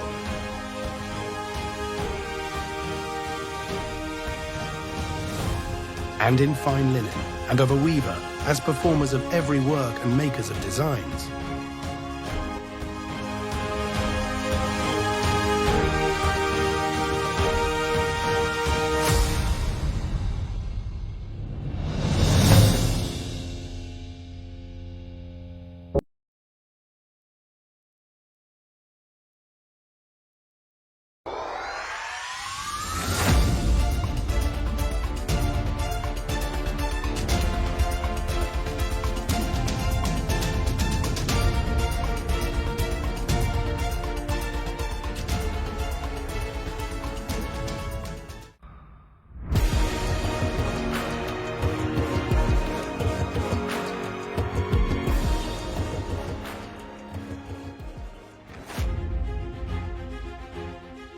Now Bezalel and Oholiab, and every skillful person in whom the Lord has put skill and understanding to know how to perform all the work in the construction of the sanctuary, shall perform in accordance with all that the Lord has commanded." Then Moses called Bezalel and Oholiab, and every skillful person in whom the Lord had put skill, everyone whose heart stirred him, to come to the work to perform it. They received from Moses all the contributions which the sons of Israel had brought to perform the work in the construction of the sanctuary, and they still continued bringing to him freewill offerings every morning. And all the skillful men who were performing all the work of the sanctuary came, each from the work which he was performing. And they said to Moses, "The people are bringing much more than enough for the construction work which the Lord commanded us to perform." So Moses issued a command, and a proclamation was circulated throughout the camp, saying, "Let no man or woman any longer perform work for the contributions of the sanctuary."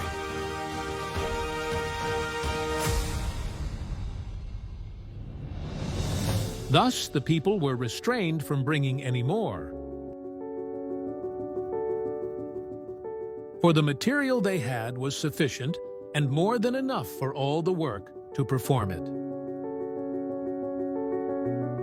All the skillful men among those who were performing the work made the tabernacle with 10 curtains of fine twisted linen and blue and purple and scarlet material, with cherubim, the work of a skillful workman. Bezalel made them.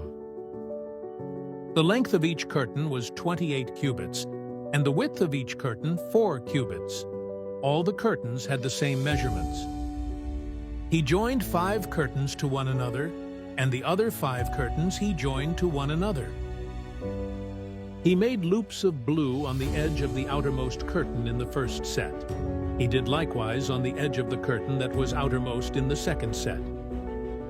He made 50 loops in the one curtain, and he made 50 loops on the edge of the curtain that was in the second set. The loops were opposite each other. He made 50 clasps of gold and joined the curtains to one another with the clasps, so the tabernacle was a unit. Then he made curtains of goat's hair for a tent over the tabernacle. He made 11 curtains in all. The length of each curtain was 30 cubits, and 4 cubits the width of each curtain. The 11 curtains had the same measurements. He joined 5 curtains by themselves, and the other 6 curtains by themselves.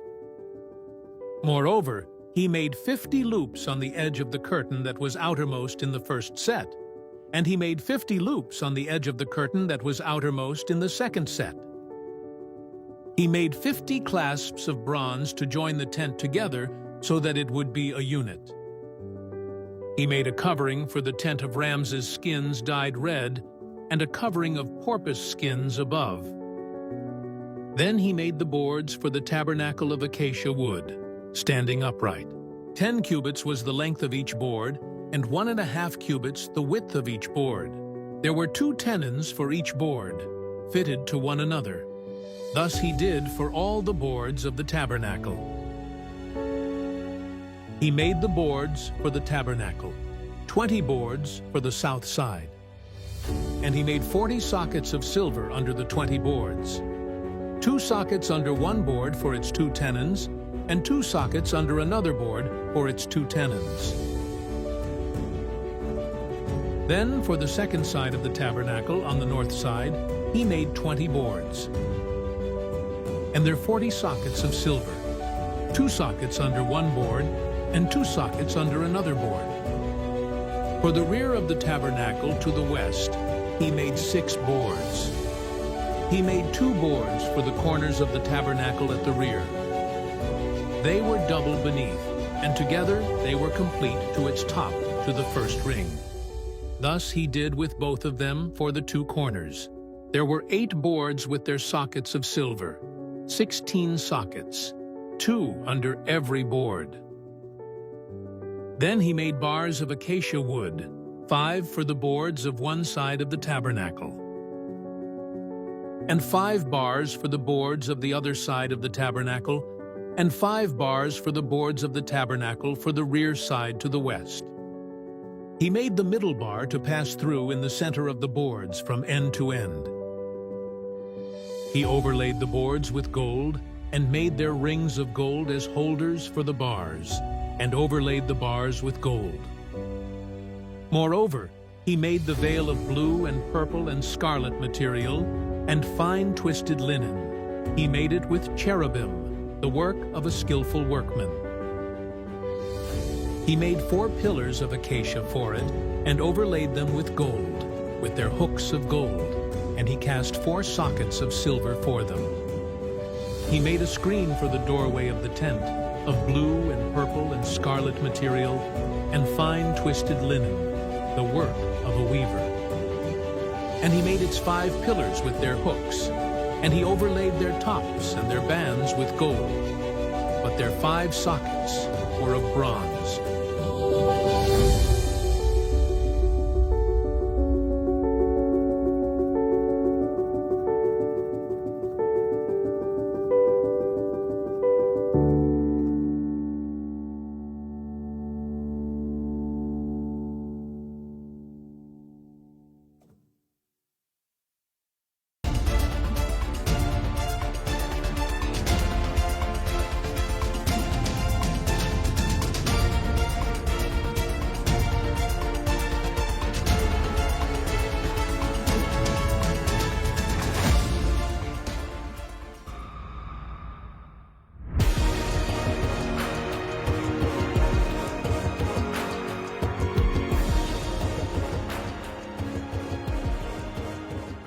Now Bezalel made the ark of acacia wood. Its length was 2½ cubits, and its width 1½ cubits, and its height 1½ cubits.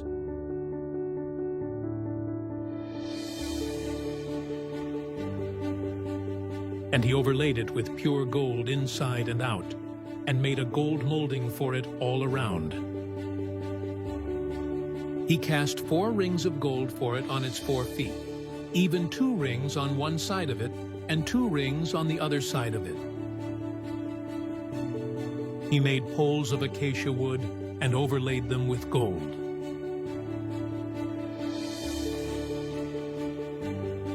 He put the poles into the rings on the sides of the ark to carry it. He made a mercy seat of pure gold, 2½ cubits long and 1½ cubits wide. 1 cherub at the one end and 1 cherub at the other end. He made the cherubim of one piece with the mercy seat at the 2 ends. The cherubim had their wings spread upward, covering the mercy seat with their wings, with their faces toward each other. The faces of the cherubim were toward the mercy seat.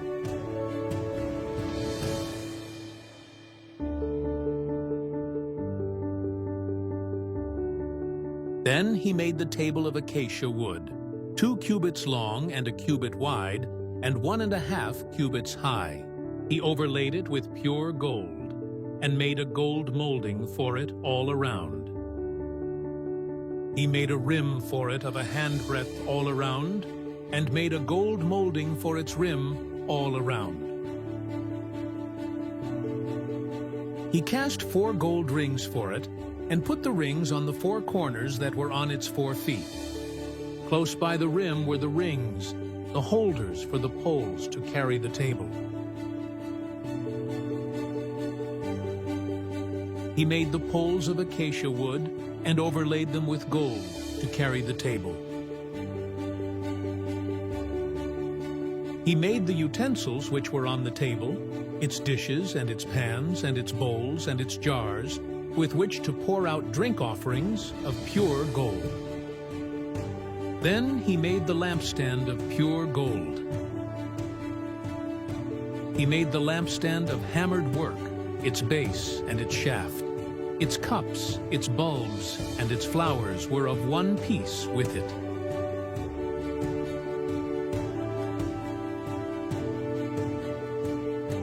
There were 6 branches going out of its sides, 3 branches of the lampstand from the one side of it, and 3 branches of the lampstand from the other side of it.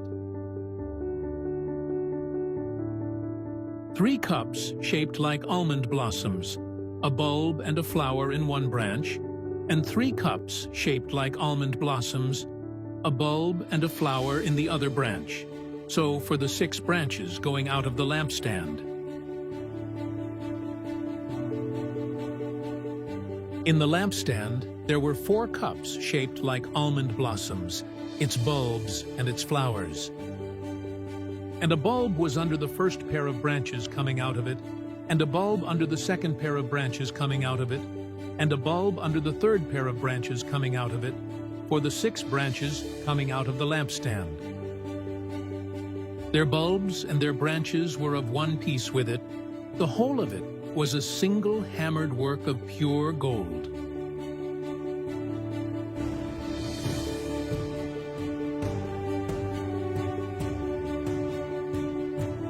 He made its 7 lamps with its snuffers and its trays of pure gold. He made it and all its utensils from a talent of pure gold.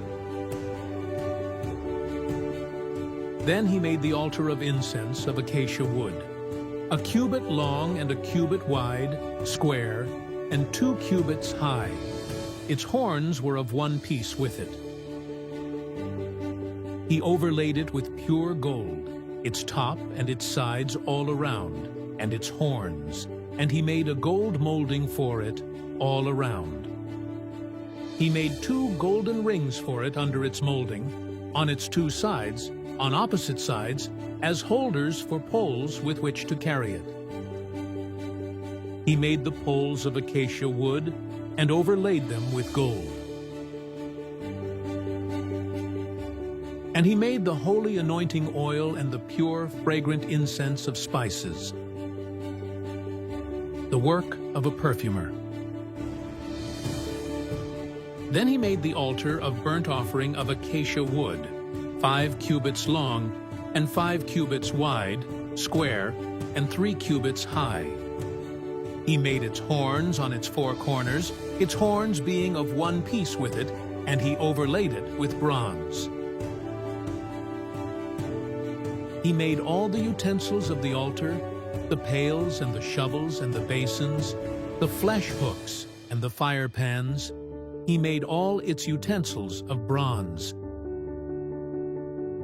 He made for the altar a grating of bronze network beneath, under its ledge, reaching halfway up. He cast 4 rings on the 4 ends of the bronze grating as holders for the poles. He made the poles of acacia wood and overlaid them with bronze. He inserted the poles into the rings on the sides of the altar with which to carry it. He made it hollow with planks. Moreover, he made the laver of bronze with its base of bronze, from the mirrors of the serving women who served at the doorway of the tent of meeting. Then he made the court. For the south side, the hangings of the court were of fine twisted linen, 100 cubits. Their 20 pillars and their 20 sockets made of bronze. The hooks of the pillars and their bands were of silver. For the north side, there were 100 cubits. Their 20 pillars and their 20 sockets were of bronze. The hooks of the pillars and their bands were of silver. For the west side, there were hangings of 50 cubits, with their 10 pillars and their 10 sockets. The hooks of the pillars and their bands were of silver. For the east side, 50 cubits. The hangings for the one side of the gate were 15 cubits, with their 3 pillars and their 3 sockets, and so for the other side. On both sides of the gate of the court were hangings of 15 cubits, with their 3 pillars and their 3 sockets. All the hangings of the court all around were of fine twisted linen. The sockets for the pillars were of bronze, the hooks of the pillars and their bands of silver, and the overlaying of their tops of silver, and all the pillars of the court were furnished with silver bands. The screen of the gate of the court was the work of the weaver, of blue and purple and scarlet material and fine twisted linen. And the length was 20 cubits, and the height was 5 cubits, corresponding to the hangings of the court. Their 4 pillars and their 4 sockets were of bronze. Their hooks were of silver, and the overlaying of their tops and their bands were of silver. All the pegs of the tabernacle and of the court all around were of bronze.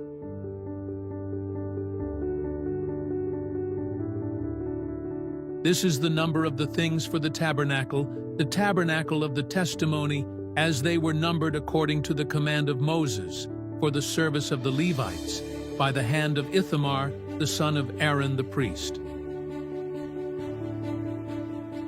Now Bezalel the son of Uri, the son of Hur, of the tribe of Judah, made all that the Lord had commanded Moses. With him was Oholiab the son of Ahisamach, of the tribe of Dan, an engraver and a skillful workman, and a weaver in blue and in purple and in scarlet material and fine linen. All the gold that was used for the work, in all the work of the sanctuary, even the gold of the wave offering, was 29 talents and 730 shekels, according to the shekel of the sanctuary. The silver of those of the congregation who were numbered was 100 talents and 1,775 shekels, according to the shekel of the sanctuary. A bekah a head, that is, half a shekel according to the shekel of the sanctuary, for each one who passed over to those who were numbered, from 20 years old and upward, for 600 to 3,550 men. The 100 talents of silver were for casting the sockets of the sanctuary and the sockets of the veil. 100 sockets for the 100 talents, a talent for a socket. Of the 1,775 shekels, he made hooks for the pillars and overlaid their tops and made bands for them. The bronze of the wave offering was 70 talents and 2,400 shekels. With it he made the sockets to the doorway of the tent of meeting, and the bronze altar and its bronze grating, and all the utensils of the altar, and the sockets of the court all around, and the sockets of the gate of the court, and all the pegs of the tabernacle, and all the pegs of the court all around.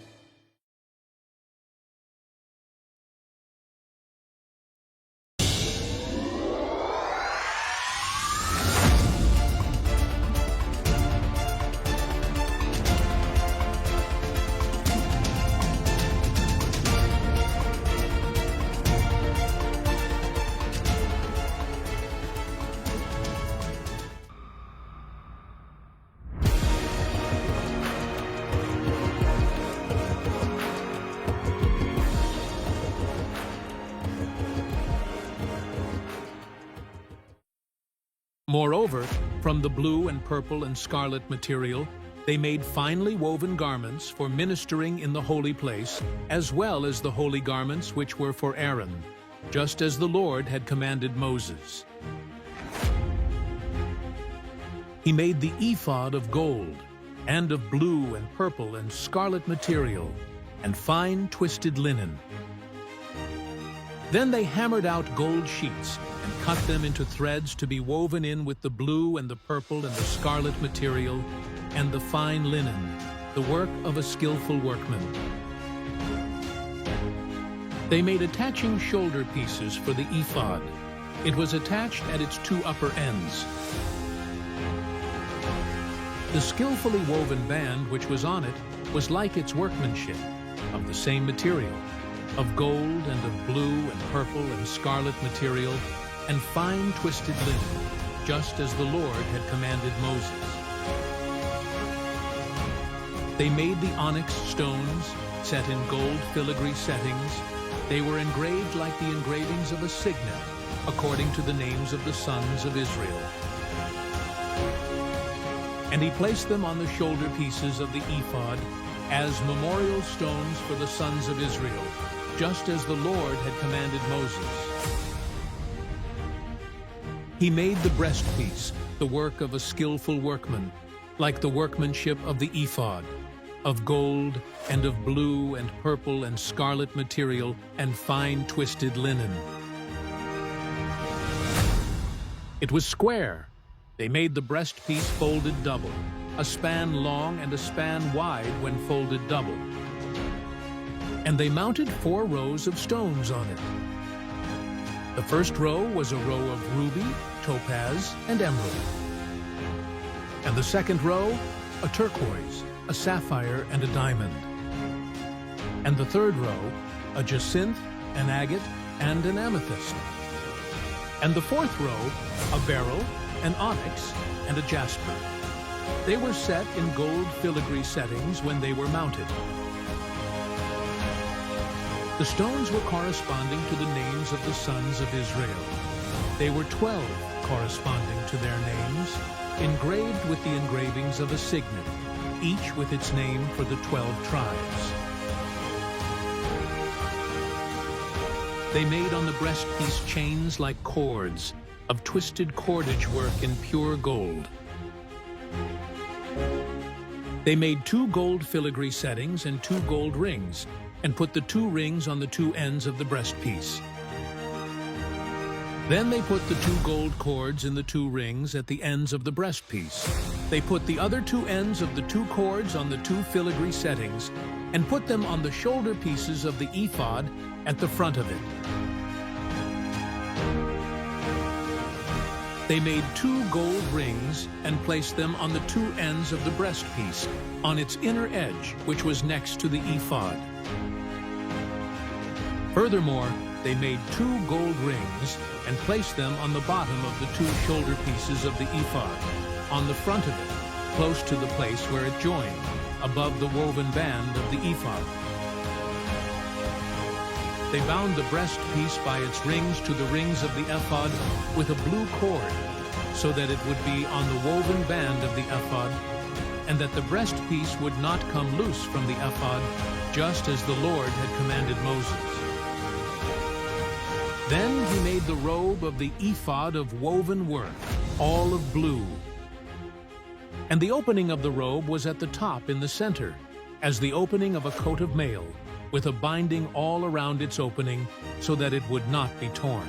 They made pomegranates of blue and purple and scarlet material, and twisted linen on the hem of the robe. They also made bells of pure gold, and put the bells between the pomegranates all around on the hem of the robe. Alternating a bell and a pomegranate all around on the hem of the robe for the service, just as the Lord had commanded Moses.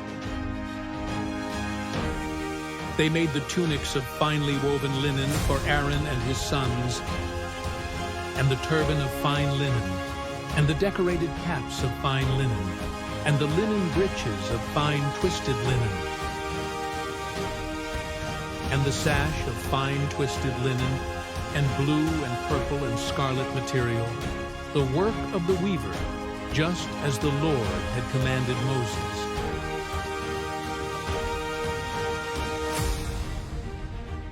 They made the plate of the holy crown of pure gold, and inscribed it like the engravings of a signet, Holy to the Lord. They fastened a blue cord to it, to fasten it on the turban above, just as the Lord had commanded Moses. Thus, all the work of the tabernacle of the tent of meeting was completed, and the sons of Israel did according to all that the Lord had commanded Moses. So they did. They brought the tabernacle to Moses, the tent, and all its furnishings, its clasps, its boards, its bars, and its pillars and its sockets. and the covering of rams' skins dyed red, and the covering of porpoise skins, and the screening veil. The ark of the testimony and its poles and the mercy seat. The table, all its utensils, and the bread of the presence. The pure gold lampstand, with its arrangement of lamps and all its utensils, and the oil for the light. And the gold altar, and the anointing oil and the fragrant incense, and the veil for the doorway of the tent. The bronze altar and its bronze grating, its poles and all its utensils, the laver and its stand. The hangings for the court, its pillars and its sockets, and the screen for the gate of the court, its cords and its pegs, and all the equipment for the service of the tabernacle, for the tent of meeting. The woven garments for ministering in the holy place, and the holy garments for Aaron the priest, and the garments of his sons, to minister as priests. So the sons of Israel did all the work according to all that the Lord had commanded Moses. And Moses examined all the work, and behold, they had done it. Just as the Lord had commanded, this they had done. So Moses blessed them.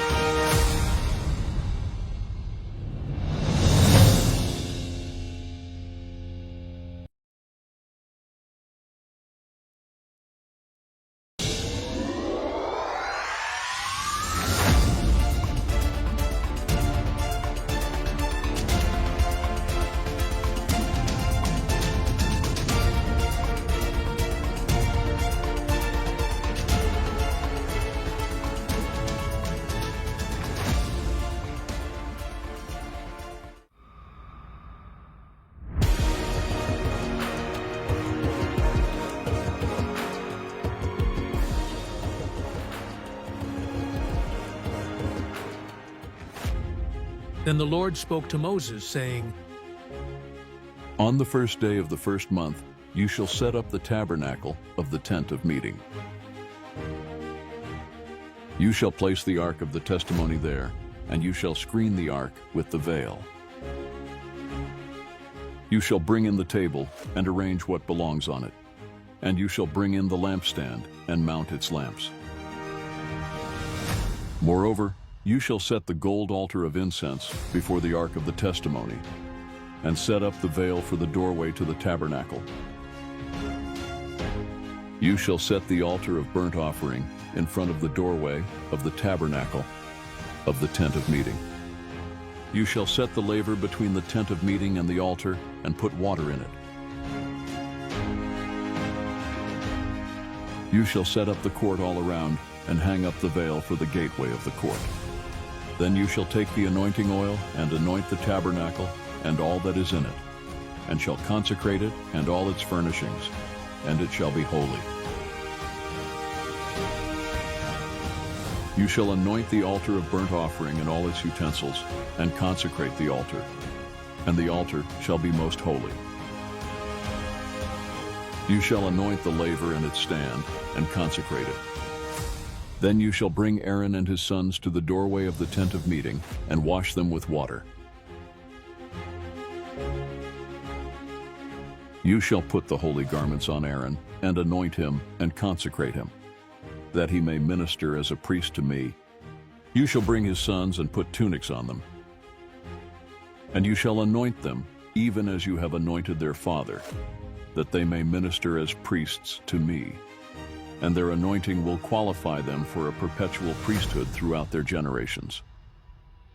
Thus Moses did, according to all that the Lord had commanded him, so he did. Now in the first month of the second year, on the first day of the month, the tabernacle was erected.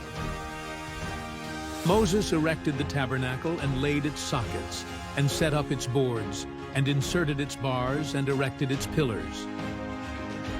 He spread the tent over the tabernacle and put the covering of the tent on top of it, just as the Lord had commanded Moses. Then he took the testimony and put it into the ark, and attached the poles to the ark, and put the mercy seat on top of the ark. He brought the ark into the tabernacle and set up a veil for the screen, and screened off the ark of the testimony, just as the Lord had commanded Moses. Then he put the table in the tent of meeting on the north side of the tabernacle, outside the veil. He set the arrangement of bread in order on it before the Lord, just as the Lord had commanded Moses. Then he placed the lampstand in the tent of meeting, opposite the table, on the south side of the tabernacle. He lighted the lamps before the Lord, just as the Lord had commanded Moses. Then he placed the gold altar in the tent of meeting in front of the veil, and he burned fragrant incense on it, just as the Lord had commanded Moses. Then he set up the veil for the doorway of the tabernacle. He set the altar of burnt offering before the doorway of the tabernacle of the tent of meeting, and offered on it the burnt offering and the meal offering, just as the Lord had commanded Moses. He placed the laver between the tent of meeting and the altar, and put water in it for washing. From it Moses and Aaron and his sons washed their hands and their feet. When they entered the tent of meeting, and when they approached the altar, they washed, just as the Lord had commanded Moses. He erected the court all around the tabernacle and the altar, and hung up the veil for the gateway of the court. Thus Moses finished the work. Then the cloud covered the tent of meeting, and the glory of the Lord filled the tabernacle. Moses was not able to enter the tent of meeting because the cloud had settled on it, and the glory of the Lord filled the tabernacle. Throughout all their journeys, whenever the cloud was taken up from over the tabernacle, the sons of Israel would set out.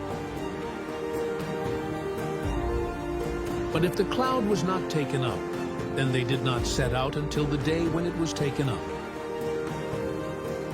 For throughout all their journeys, the cloud of the Lord was on the tabernacle by day, and there was fire in it by night, in the sight of all the house of Israel.